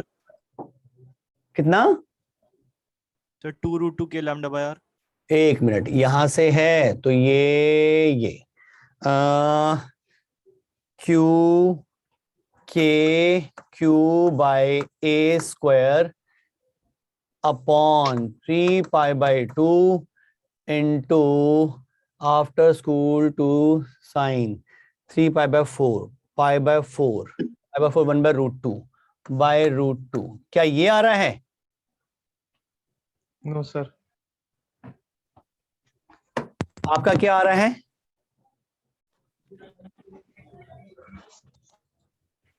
सर हमने नेट इलेक्ट्रिक फील्ड निकाल लिया ना। बिल्कुल। सोच रहा हूँ वो फॉर्मूला भी जो यूज कर सकते हैं जो आपने सेमी इनफिनिट वाले के लिए बताया था। बिल्कुल कर सकते हैं, लेकिन वो यहाँ पे सेमी इनफिनिट का यहाँ यूज नहीं कर सकते। क्यों नहीं कर सकते भाई? वो सेमी इनफिनिट का वैल्यू जो बताया था, वो बताया कि एक एंड से परपेंडिकुलर पे, क्योंकि एक एंगल 0 हो गया था और एक एंगल 90 हो गया था। इस केस में एक एंगल 45 डिग्री का होगा और दूसरा एंगल 90 का होगा। सिचुएशन चेंज है। बात समझ में आ रही बेटा? सर मेन फॉर्मूले में पुट करके भी तो कर सकते हैं। मेन फॉर्मूले में ही पुट करके करना है। अब उसी से देखें जरा। पहले मैंने जो ये डायरेक्ट रिजल्ट लिख दिया, ये शॉर्टकट है, लेकिन अभी पहले वो समझने से पहले हम आर्क की बात करेंगे। पहले इसको समझ लो। अगर मैं ये नीचे वाली वायर की बात करूं तो इसकी वजह से इलेक्ट्रिक फील्ड इस तरफ होगी, ई परपेंडिकुलर वाली। Yes sir. परपेंडिकुलर वाली वो आएगी के लैम्डा बाय आर, मतलब ए, डिस्टेंस ए का है ये, इंटू साइन θ1 प्लस साइन θ2। θ1 में एक 45 डिग्री और θ2 मान लिया 90 डिग्री, तो ये बन जाएगा 1 + 1/√2 साइन 90 प्लस साइन 45। क्या ठीक लिखा है? E perpendicular. इसकी वजह से जो ई पैरेलल आएगा वो इस तरफ आएगा। थोड़ा बाहर करके लिख रहा हूं कि लिखना आसान हो जाए। इसकी वजह से ई पैरेलल इधर ही आएगा, क्योंकि इधर बड़ा है इधर छोटा है। और इसकी वैल्यू कितनी होगी? K lambda by are into cos θ1 minus cos θ2 या cos θ2 माइनस cos θ1, जो भी पॉजिटिव होगा वो लेंगे। θ1 θ2 में से एक 45 है और एक 90 है। cos 90 तो 0 होता है और cos 45 होता है 1/√2, तो ये बचेगा सिर्फ 1/√2। Yes sir. देख लो फॉर्मूले के अकॉर्डिंग कोई गड़बड़ ना कर रहा हूं मैं, ये ठीक लिखा है सब कुछ। ई परपेंडिकुलर ई पैरेलल, मैंने अभी सिर्फ इसकी वजह से इलेक्ट्रिक फील्ड निकाली है, अभी इसकी वजह से निकालनी बाकी है। अब दूसरी वायर पे आ जाओ। अगर मैं दूसरी वाली वायर लेता हूं, ये वाली, तो इसका ई परपेंडिकुलर इधर होगा, रिजल्ट वही आएगा के लैम्डा बाय ए, क्योंकि एक एंगल 45 और एक एंगल 90।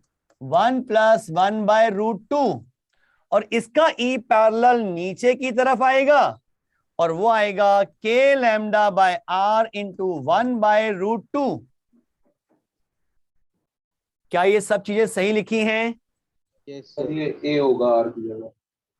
अच्छा आर लिख दिया मैंने यहां पर, वो आदत पड़ी हुई है ना आर फॉर्मूले की। सर एक वो पिंक वाले से भी आ रहा है, यहां भी आर लिख दिया।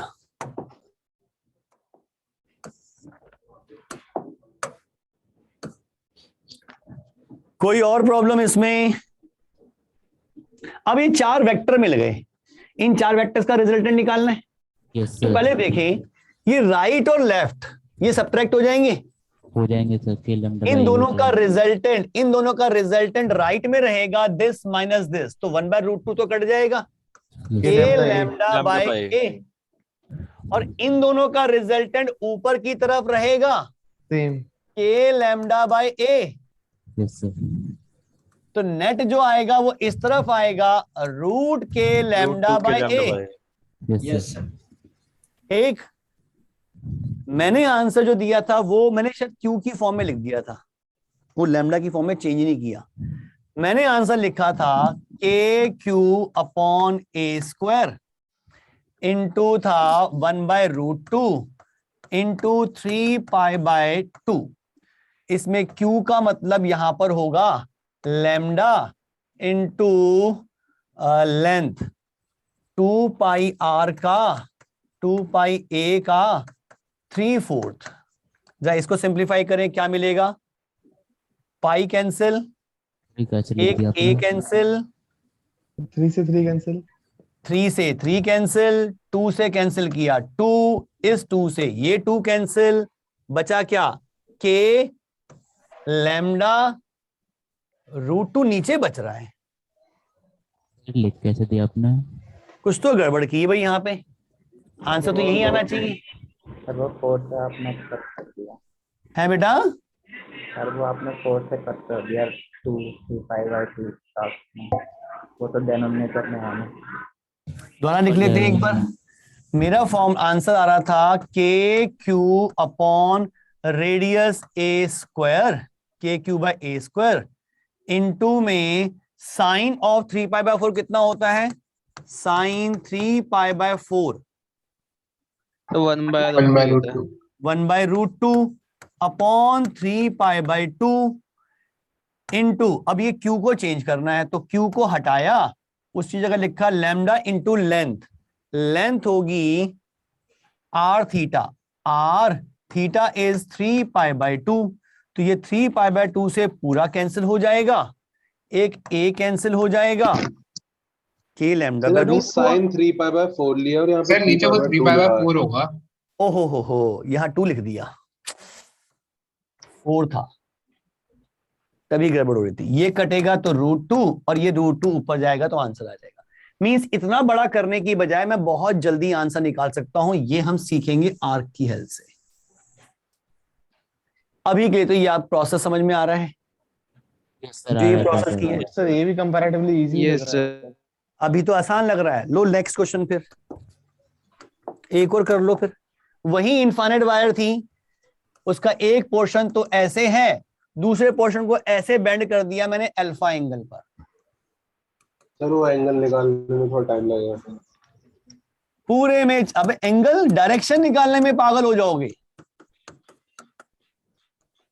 और इस एंगल का जो एंगल बाइसेक्टर है, यहां पे पॉइंट ले लिया P और ये डिस्टेंस ले लिया मैंने A का। निकालो भाई P पॉइंट पे इलेक्ट्रिक फील्ड। अब थोड़ा 15 सा मिनट लग difficult है जाएंगे, वैसे। 15 मिनट लग जाएंगे क्वेश्चन करने में। देखो जरा डायरेक्शन को विजुलाइज करो। इसकी वजह से E परपेंडिकुलर इधर, इसे E1 कह दिया, और E पैरेलल इधर, इसकी वजह से, नीचे वाले की वजह से, ऊपर वाले की वजह से E परपेंडिकुलर इधर और E पैरेलल इस तरफ, इसके पैरेलल, इसके पैरेलल। एंगल और भी इन निकालना चार, पड़ेगा। अरे इन 4 वेक्टर्स का रिजल्टेंट निकालना पड़ेगा। मतलब अच्छी खासी मेहनत लग जाएगी। एंगल भी α/2 यूज करना पड़ेगा। यहां पर α/2 और यहां जो एंगल बनेगा दैट इज 90 माइनस α/2, मतलब गंदा क्वेश्चन बन जाएगा। क्या ये बात समझ में आ रही बेटा कि इस लॉजिक से कर तो सकते हैं लेकिन टाइम इतना लग रहा है। इनको आसान कर सकते हैं हम आर्क समझने के बाद। इसे कर लेना आपने अब जब आपको टाइम मिले। लेमिस से हो जाएगा सर आराम से। किससे? लेमिस थ्योरम से। बेटा लेमिस थ्योरम तब लगती है जब फोर्सेस का रिजल्टेंट 0 हो। यहां तो रिजल्टेंट निकालना है, लेमिस कैसे लगा देगा? लेमिस थ्योरम कहां लगाते हो कि तीन फोर्स एक ही प्लेन पर हो और उनका रिजल्टेंट 0 हो तो लेमिस थ्योरम लगा के एक क्वेश्चन बन जाती है। लेकिन यहाँ पे इनका रिजल्टेंट निकालना है, बैलेंस होना हो रहे हैं। अगर बैलेंस हो रहे तो मैं सीधा कहता रिजल्ट 0, फिर मैं कैलकुलेट ही क्यों कर रहा हूं? Yes sir, sorry sir. ठीक है, अब लिखो heading electric field due to an arc. Electric field due to an arc हमने रिंग की वजह से निकाल ली, डिस्क की वजह से निकाल ली, इनफाइनाइट वायर की वजह से निकाल ली, अब निकाल रहे हैं आर्क की वजह से। देखो जी, पहले तो हम लेके चलते हैं एक सिमेट्रिकल केस। ये हमें दे रखी है एक आर्क।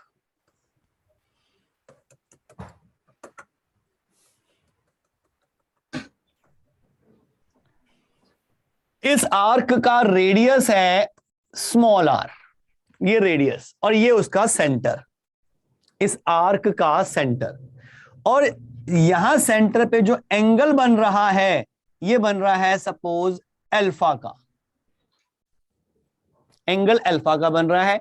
और इस आर्क पे मैंने चार्ज को यूनिफॉर्मली डिस्ट्रीब्यूट कर रखा है और मान लिया कि ये पूरा चार्ज है क्यू का। अगर मुझे लैम्डा डिफाइन करना हो तो मेरे लिए कोई मुश्किल काम नहीं है। लैम्डा इज इक्वल टू होगा क्यू अपॉन लेंथ, और ये लेंथ कितनी होगी? आर थीटा, थीटा की जगह पे अल्फा यूज कर रहे हैं हम, ठीक है ना। अब मुझे इस आर्क की वजह से इस आर्क के सेंटर पे इलेक्ट्रिक फील्ड निकालनी है।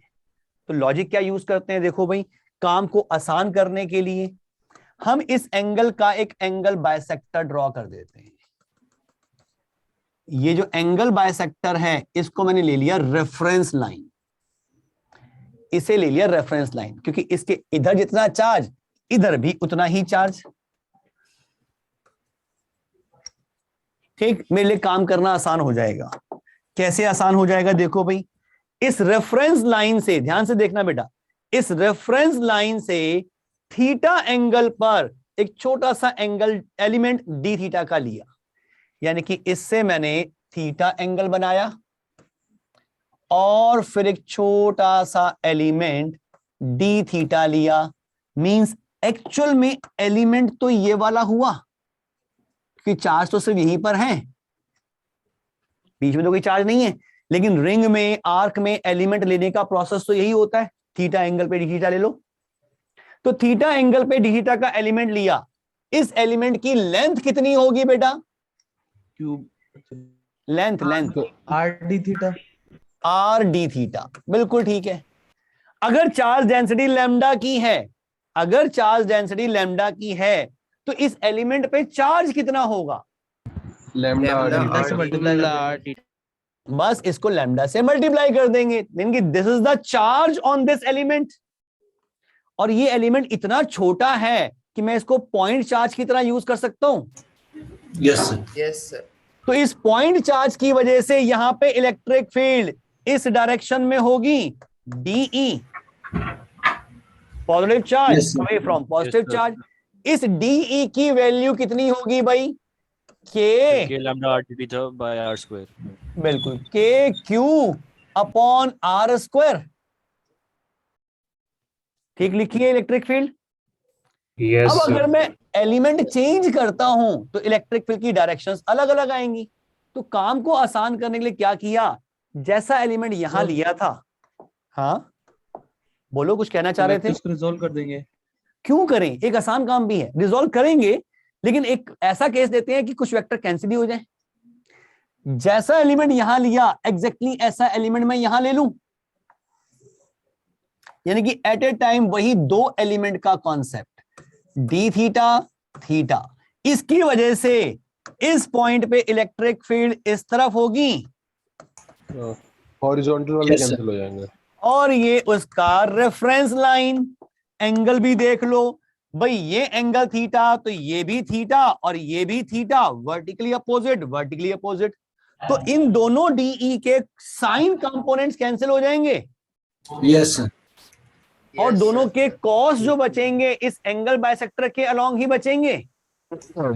यानी कि इस रेफरेंस लाइन के राइट साइड के हर एलिमेंट के लिए लेफ्ट साइड में एक ऐसा एलिमेंट जरूर होगा जो उसके कॉस कंपोनेंट को कैंसिल कर रहा होगा और सभी के साइन कंपोनेंट एक ही डायरेक्शन में बच रहे हैं। तो मैं सिंपली कह सकता हूं कि net electric field is 2DE cos theta का इंटीग्रेशन, जिसमें थीटा को वेरी कर दूं मैं 0 से α/2 तक, तो मेरी पूरे आर्क कवर हो जाएगा।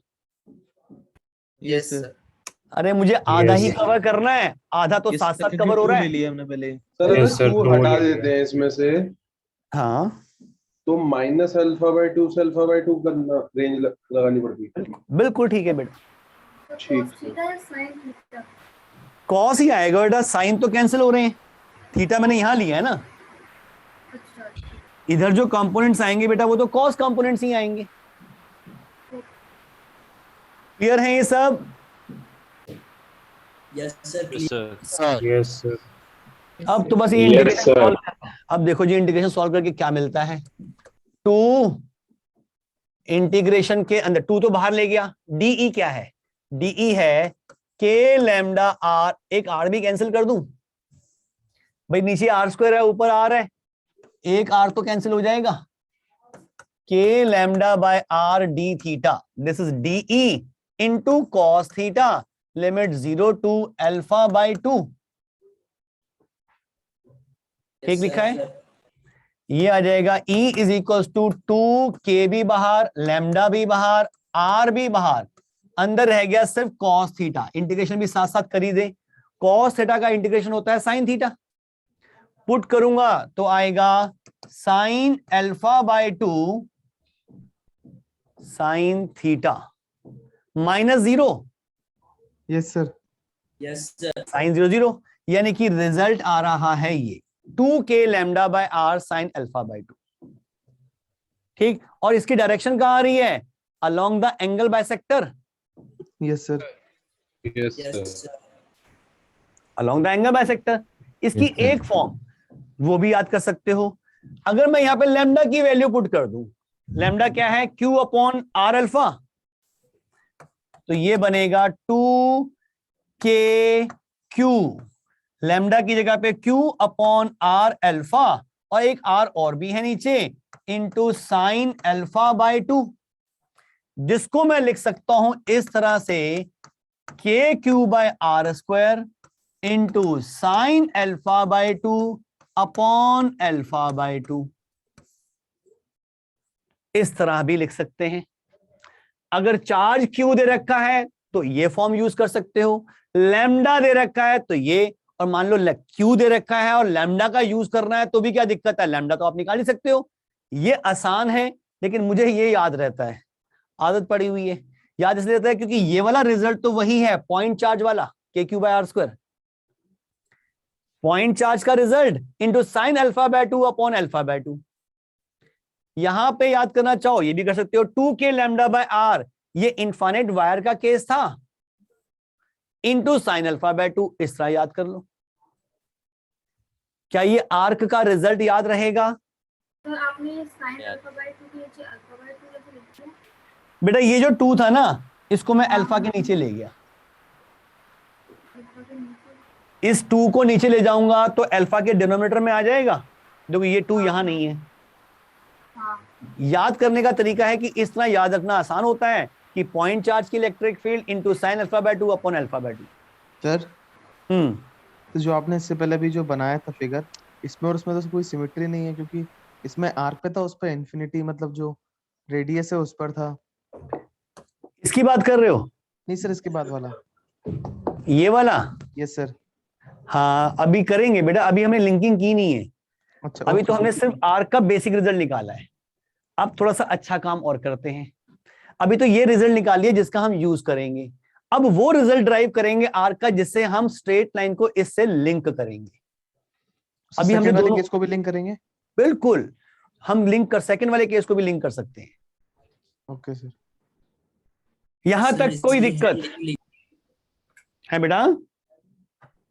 सर इसकी हेडिंग लिख दो ना सर, कंफ्यूज हो जाएंगे नहीं तो। अरे यार बताया तो था, electric field due to arc. Sir वहाँ पर लैम्डा से मल्टीप्लाई क्यों किए हैं? कहां पर? यहां पर चार्ज निकालने के लिए। ये तो लेंथ थी, लेंथ इंटू लैम्डा करेंगे तो चार्ज मिलेगा ना। सर लैम्डा होता है charge per unit length, means unit length पे चार्ज लैम्डा का है, तो इतनी लेंथ पे चार्ज कितना होगा, लैम्डा से मल्टीप्लाई कर दिया। ठीक है, ये केस सर एट सेंटर है ना? हाँ हमेशा सेंटर पे निकालना है, कहीं और के लिए तो हमारे पास रिजल्ट ही नहीं है और हमें यूज भी नहीं करना। आर्क पूछ ले, रिंग पूछ ले, तो या तो सेंटर पे या एक्सिस पे ही निकालने के लिए पूछेगा और कुछ नहीं। ठीक है, सर आर्क के लिए एक्सिस पे आ सकता है क्वेश्चन? नहीं आ सकता बेटा, पागल हो जाओगे करने में, बहुत लंबा हो जाएगा। आर्क के लिए सेंटर का केस ही आएगा, रिंग में सेंटर एक्सिस का केस आ सकता है। सर इसमें आ तो सकता है एक्सिस का केस, लेकिन इतना आसान नहीं है बेटा। कैसे? ये आर्क, यहां इसका सेंटर और यहां पॉइंट, इस आर्क की वजह से यहां इलेक्ट्रिक फील्ड 3D में चल रही होगी ऐसे। हाँ सॉरी कुछ और समझ गया। उसके कोई कंपोनेंट्स तो कैंसिल ही नहीं होंगे, ये वाली एक्सिस नहीं, और ये वाली एक्सिस तो और कॉम्प्लिकेट हो जाएगी क्योंकि डिस्टेंस भी आर्बिट होंगे। यहां का तो सबका डिस्टेंस आर आ रहा है, अगर मैं पॉइंट थोड़ा सा नीचे ले लूं सब डिस्टेंसेस भी अलग हो जाएंगे। आगे बढ़े, हटा दूं इसको? Yes sir. Yes sir. Sir हाँ बेटा बोल। सर रहे हैं कोई अभी। बुक बताओ सर क्वेश्चन प्रैक्टिस के लिए। क्या? सर क्वेश्चन की प्रैक्टिस के लिए बुक। प्रैक्टिस के लिए बुक अभी एचसी वर्मा से कर सकते हो बेटा प्रैक्टिस। बेटा मैंने एक असाइनमेंट निकलवाया तो है, लेकिन अभी वो वेबसाइट पे अपलोड नहीं हुआ। मैंने मॉड्यूल की ही फर्स्ट एक्सरसाइज निकाली है वो, लेकिन वेबसाइट पे अभी अपलोड नहीं हुआ, तो देखता हूँ अपलोड हो जाएगा तो वो मिल ही जाएगा आपको। नहीं तो एचसी वर्मा मॉड्यूल आ चुके हैं, पहुंचाने हैं आप तक बस। सर जो सर डीपीपी से टेस्ट में डाली गई थी सर वो वापस नहीं आई सर। अच्छा टेस्ट से निकाल दी और डीपीपी में भी नहीं आई?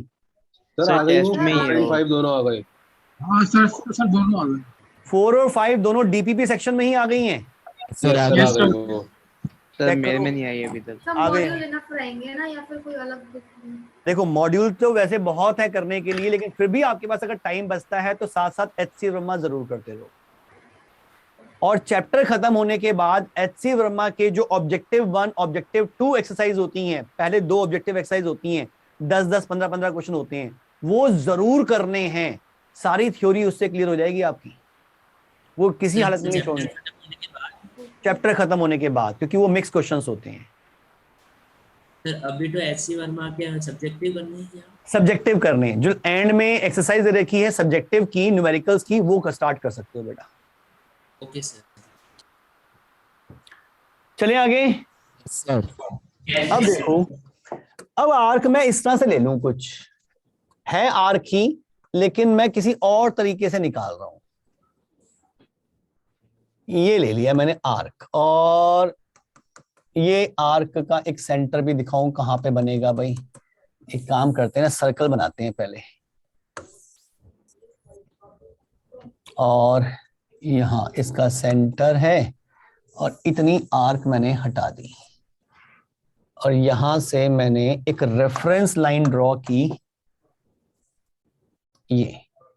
ये मानी मैंने एक्स एक्सिस और ये मानी मैंने वाई एक्सिस, और इसमें चार्ज को मैंने डिस्ट्रीब्यूट कर दिया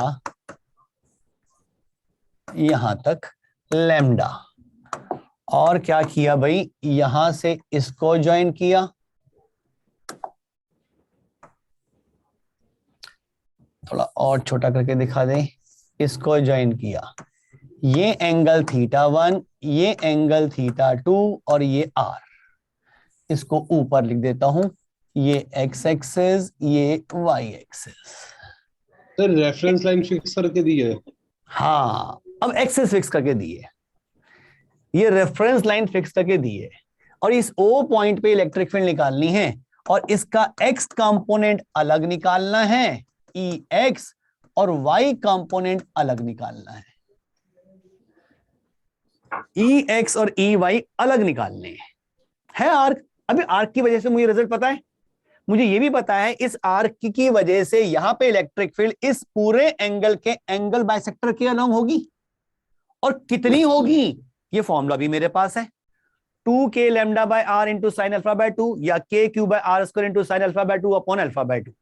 ठीक, लेकिन कहा कि भाई इस तरह से निकालो, Ex अलग निकालो, Ey अलग निकालो, कर लेते हैं, कोई बात नहीं, ये तो क्लियर है। अब इसमें कैसे स्टार्ट करें, तो काम वही किया जो स्ट्रेट लाइन में किया था, मैंने एक वेरिएबल एंगल लिया थीटा, और उस पर एक छोटा सा एलिमेंट डी थीटा का, यानी कि एलिमेंट ये वाला हो गया, इस एलिमेंट की लेंथ कितनी होगी, आर डी थीटा। तो हम पहले वाला फॉर्मूला क्यों नहीं लगा सकते हैं? अरे लगा सकते हैं, मैं लिंकिंग करने के लिए ये नया फॉर्म बना रहा हूं, जो सिर्फ लिंक करने के लिए आपको ड्राइव करवा रहा हूं, आपने नहीं करना, आपने फॉर्मूला वही यूज करना होगा सर। साइन अल्फा बाय 2 वाला। हाँ, ऊपर नीचे सिमेट्रिकल है। सिमेट्रिकल नहीं है ना, ऊपर एंगल छोटा है, नीचे एंगल बड़ा है। सर मतलब सर आर्क भी डिफरेंट होगी। चलो ऐसा करते हैं, ड्राइव ही नहीं करते, हम जो पुराना रिजल्ट बनाया उसकी हेल्प से निकाल लेते हैं।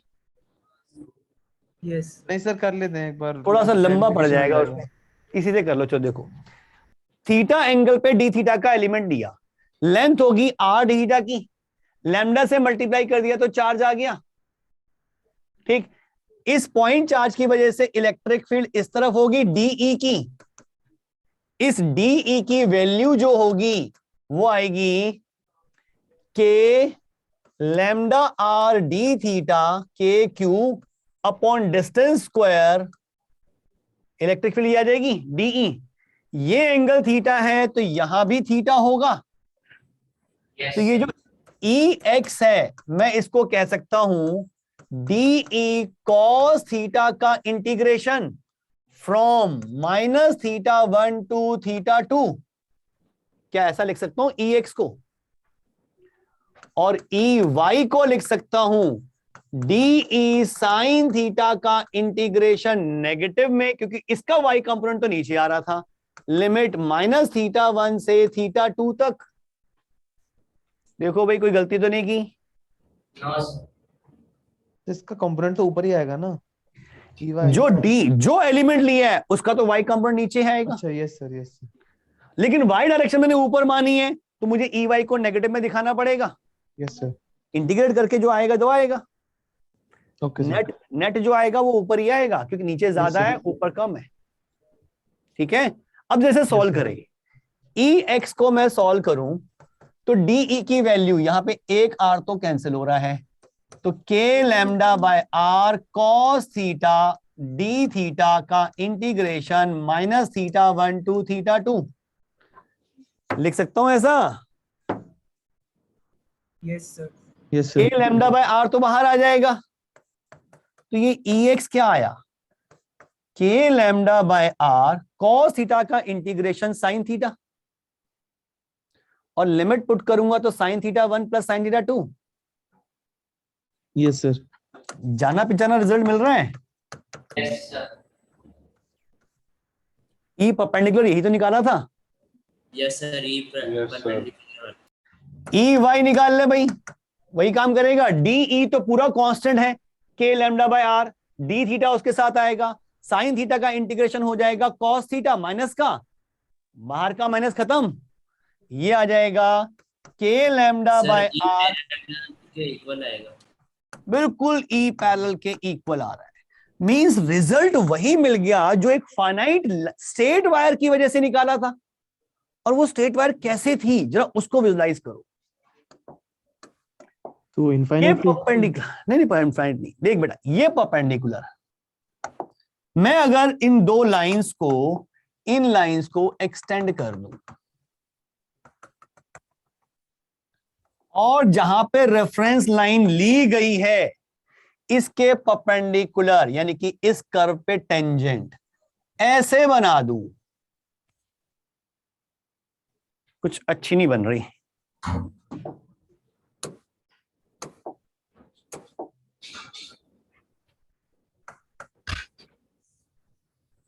ऐसे बना दूं और वायर ले लूं ये ए बी वाली।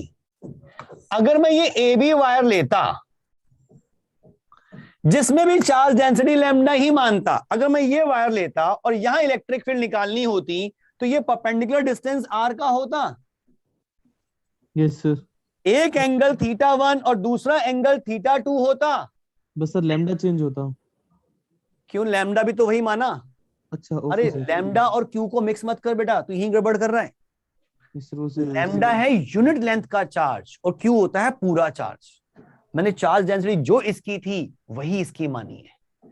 चार्ज अलग हो जाएगा लेकिन चार्ज डेंसिटी चेंज नहीं कर रहा, मैं लैम्डा ही रख रहा हूं। Okay sir.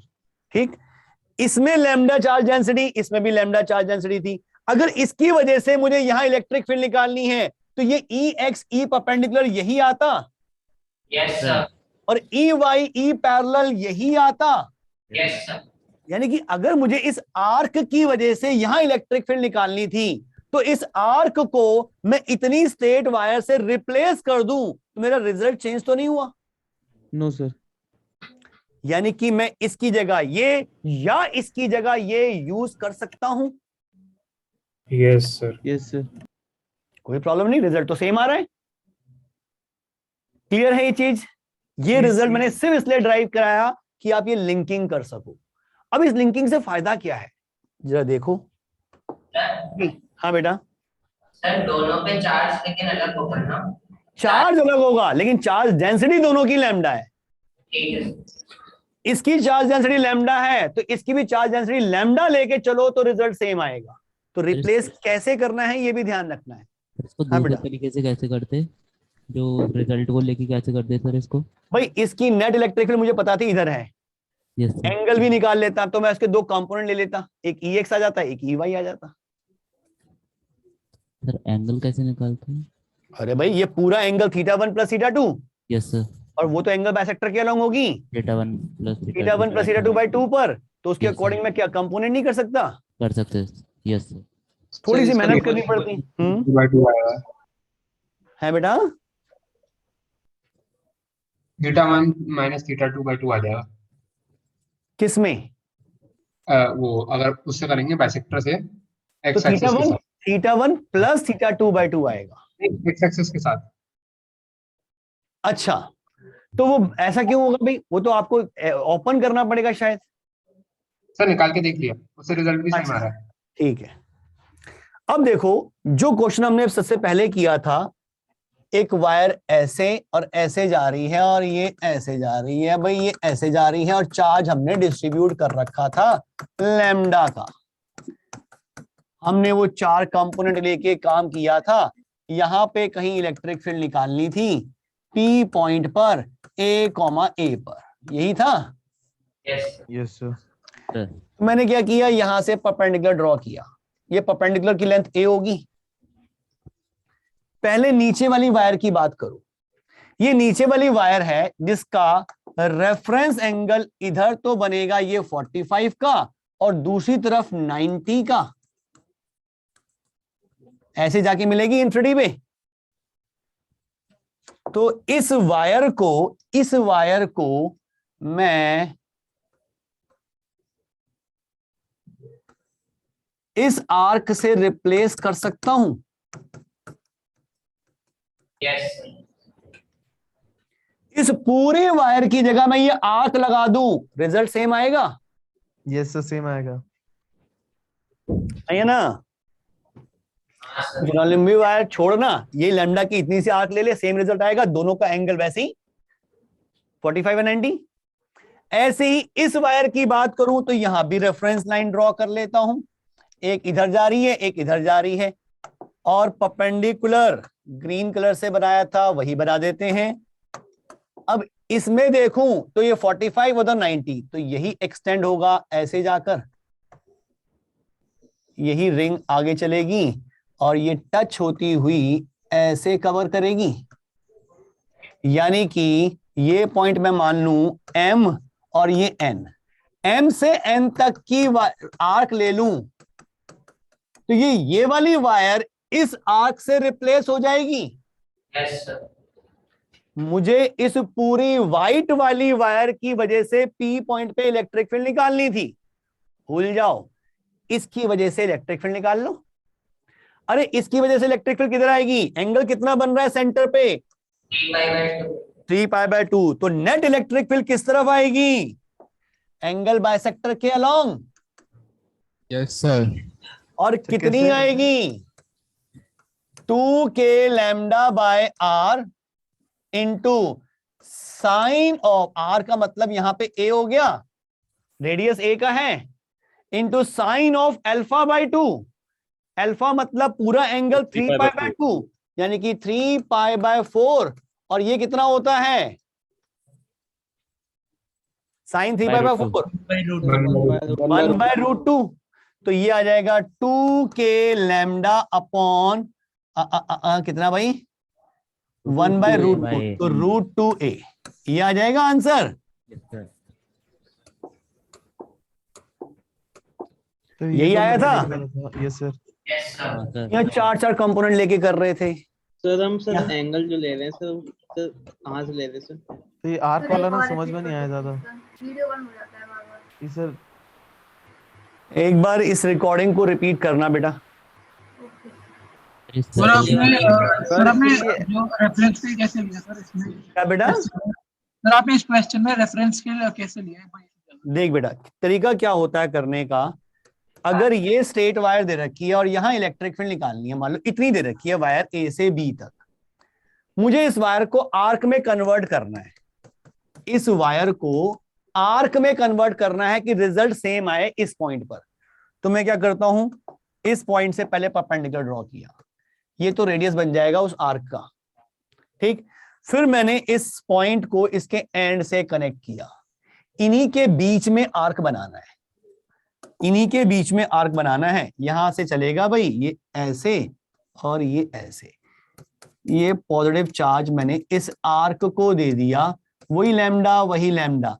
इस स्ट्रेट वायर को भूल जा, आर्क को यूज कर ले, इस ओ पॉइंट पे इलेक्ट्रिक फील्ड निकालने के लिए सेम रिजल्ट आएगा। क्या समझ में आ रहा है कैसे चेंज करना है? सर बस उसमें वो एंगल लेना समझ में नहीं आया था, और जो आपने बोला था अगर जो इनफाइनाइट वायर अगर वो किसी एंगल पे बेंड होता तो फिर हमें दो अलग अलग आर्क्स लेनी पड़ती ना, एक में नहीं होता। ये रहा यही क्वेश्चन ना, आजा इस पे आजा। ये इसका एंगल बाइसेक्टर, यहां पॉइंट मैंने यहां से परपेंडिकुलर ड्रॉ किया, ठीक है।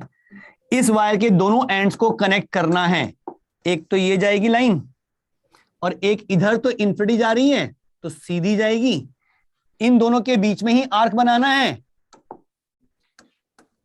तो वो आर्क जो है ऐसे जाएगा यहां तक और यहां पे यहां तक बना दिए यहां पे। Yes sir. अब ऊपर वाले पे आजा, यहां से परपेंडिकुलर ड्रॉ किया, एक लाइन तो ये ब्लू वाली और दूसरी ब्लू वाली लाइन इसके इन्फिनिटी पे जाएगी, तो इसके पैरेलल जाएगी, यानी कि इन दोनों के बीच में आर्क बनेगा। तो आर्क ये ऐसे ही चलेगा, यस सर। यानी कि इस पूरी वायर को इस आर्क से रिप्लेस कर सकता है। Yes yes sir.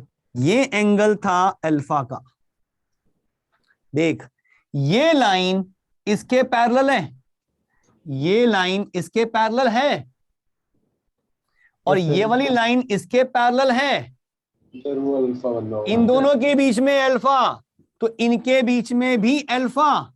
Yes sir. तो इस आर्क का एंगल कितना हो गया, 2π माइनस अल्फा। अब निकाल लेगा इलेक्ट्रिक फील्ड आराम से। इसमें ऐसे भी कर सकते हैं कि जो रिमेनिंग आग बची उससे निकाल के डायरेक्शन पलट दें। कर सकते हो, एक ही बात है। तो रिंग पे तो जीरो ही आना है। बिल्कुल सर बिल्कुल कर सकते हो। सर वो हाँ वाली बेटा। चीज़ समझ में आई थी जो आपने बोला था, जो नेट इलेक्ट्रिक फील्ड होगा वो अलोंग दी एंगल बाइसेक्टर होगा।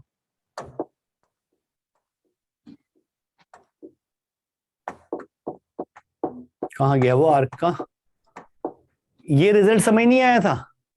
नहीं सर, रिजल्ट तो समझ में आ गया था, बस आपने जो बोला था ना कि वो एंगल बाइसेक्टर के अलोंग होगा। इस आर्क की वजह से नेट इलेक्ट्रिक फील्ड इसी रेफरेंस लाइन के अलोंग आएगी। Yes sir. ये रेफरेंस लाइन इस एंगल का एंगल बाइसेक्टर लिया था। अच्छा ओके सर। भाई ये एंगल अल्फा/2 तो लिया था हमने। Yes sir yes sir. तो इस आर्क की वजह से net electric field angle bisector के अलोंग तो ये आ रही है। Yes sir. Condition, charge uniformly distribute होना चाहिए। अभी सारे क्वेश्चंस हमने वो किए हैं जिसमें हमने यूनिफॉर्मली चार्ज डिस्ट्रीब्यूट किया है। नॉन यूनिफॉर्म डिस्ट्रीब्यूशन के केस करने बाकी हैं अभी, जब चार्ज डेंसिटी वेरी कर रही हो। मजा आ क्या गया ये क्लियर? यार एक और क्वेश्चन था सर। सर एक बार लास्ट स्लाइड पे जाना। ये वाली, लास्ट वाली। ये हाँ हाँ सर नहीं सर, इसकी भी बात वाली। इसके बाद तो कुछ नहीं था मेरे ख्याल से। सर सर जो आपने क्वेश्चन करा था ना की वो बोल बेंडेड रहा था वाला। वो। एक तो ये 90 डिग्री वाला किया, और एक अभी मैं आर्क बना रहा था इसमें। हाँ सर। सर इसमें हमें ये कैसे पता कि जो परपेंडिकुलर डिस्टेंसेस हैं वो इक्वल है? बिकॉज़ क्वेश्चन में तो गिवन नहीं है। क्वेश्चन में ये दे रखा था कि जो रेफरेंस लाइन बनाई है वो इसका एंगल बाइसेक्टर है, बताया था ये। बताया था सर। एक एंगल और उसका एंगल बाइसेक्टर ड्रॉ कर, तो एंगल बाइसेक्टर के किसी भी पॉइंट से इन दोनों का परपेंडिकुलर डिस्टेंस बराबर होता है। सर हाँ सर, वो मैंने एंगल बाइसेक्टर नहीं देखा था। वरना पॉइंट्स के हम डिफाइन कैसे करते, कहां पर है ये हाँ, पॉइंट? तो इसका एंगल बाइसेक्टर ही होना चाहिए, तभी डिफाइन कर सकते हैं ये पॉइंट कहां होगा। सर हाँ जी। सर अगर एंगल बाइसेक्टर नहीं होता तो आर्क वाला रूल नहीं लगा पाते? नहीं लगा लेते, फिर दो अलग अलग आर्क का काम करना पड़ता। नीचे के लिए अलग आर्क लेते, ऊपर वाले के लिए अलग आर्क लेते, क्योंकि दोनों का रेडियस अलग होता। हाँ सर, तो भी दो आर्क तो नॉर्मल फॉर्म। हाँ हाँ, काम मुश्किल होता है, इतने मुश्किल नहीं आएंगे। ऐसा नहीं आएगा कि आपसे सिर्फ वो कैलकुलेशन ही करा रहे हैं, वो आपसे कॉन्सेप्ट सीख रहे हैं, समझ रहे हैं कि आपको कॉन्सेप्ट आते नहीं आते, ये चेक कर रहे हैं। कैलकुलेशन करवाना उनका पर्पस नहीं है। क्लियर है ये? Yes sir. आज के लिए चलो, आज के लिए इतना ही। नेक्स्ट क्लास में थोड़ी सी प्रैक्टिस करेंगे इन्हीं कॉन्सेप्ट्स को यूज करते हुए, ठीक है? Thank you sir. Homework question दे दो। Homework question? हाँ सर। ले लो भाई। सर आपने कहा था ग्रुप बनाओगे। यार वो ग्रुप बनाने का टाइम ही नहीं मिल रहा है बिल्कुल भी। सर सर जो होमवर्क क्वेश्चन है सर वो दे दो कि अगर x कुछ कंपेरेबल हुआ r के, तो फिर टाइम पीरियड लाइक निकालने का मुश्किल सा क्वेश्चन। मुश्किल सा क्वेश्चन दूं एक? चलो एक दिमाग में आ गया मुश्किल सा क्वेश्चन, देखो जरा। मैथ्स वाला ग्रुप ज्वाइन कर लो, सारे बच्चे होंगे उसमें पहले से।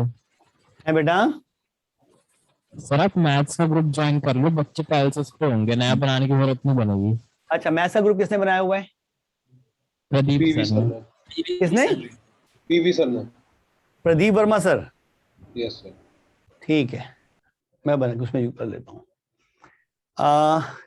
मैं बता रहा था, 2 मिनट ले रहा हूँ बस, वो दे रहा हूँ क्वेश्चन। क्या क्वेश्चन दिमाग में आया था मेरे? हाँ भाई, एक रिंग है, हॉरिजॉन्टल प्लेन पे पड़ी हुई है, और उस पे चार्ज दे दिया Q, फिक्स है हॉरिजॉन्टल प्लेन पर।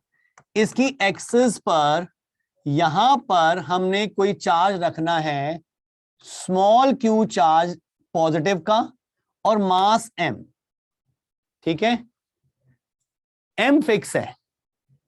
बताना है कि इसकी इस एक्सिस के अलोंग ये डिस्टेंस जो अगर x लेता हूं तो x की वैल्यू क्या हो कि ये पार्टिकल इक्विलिब्रियम में रहे।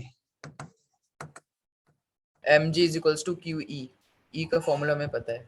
हाँ, अब ये करना, बताना, और ये भी बताना है कि वो इक्विलिब्रियम स्टेबल है या अनस्टेबल है।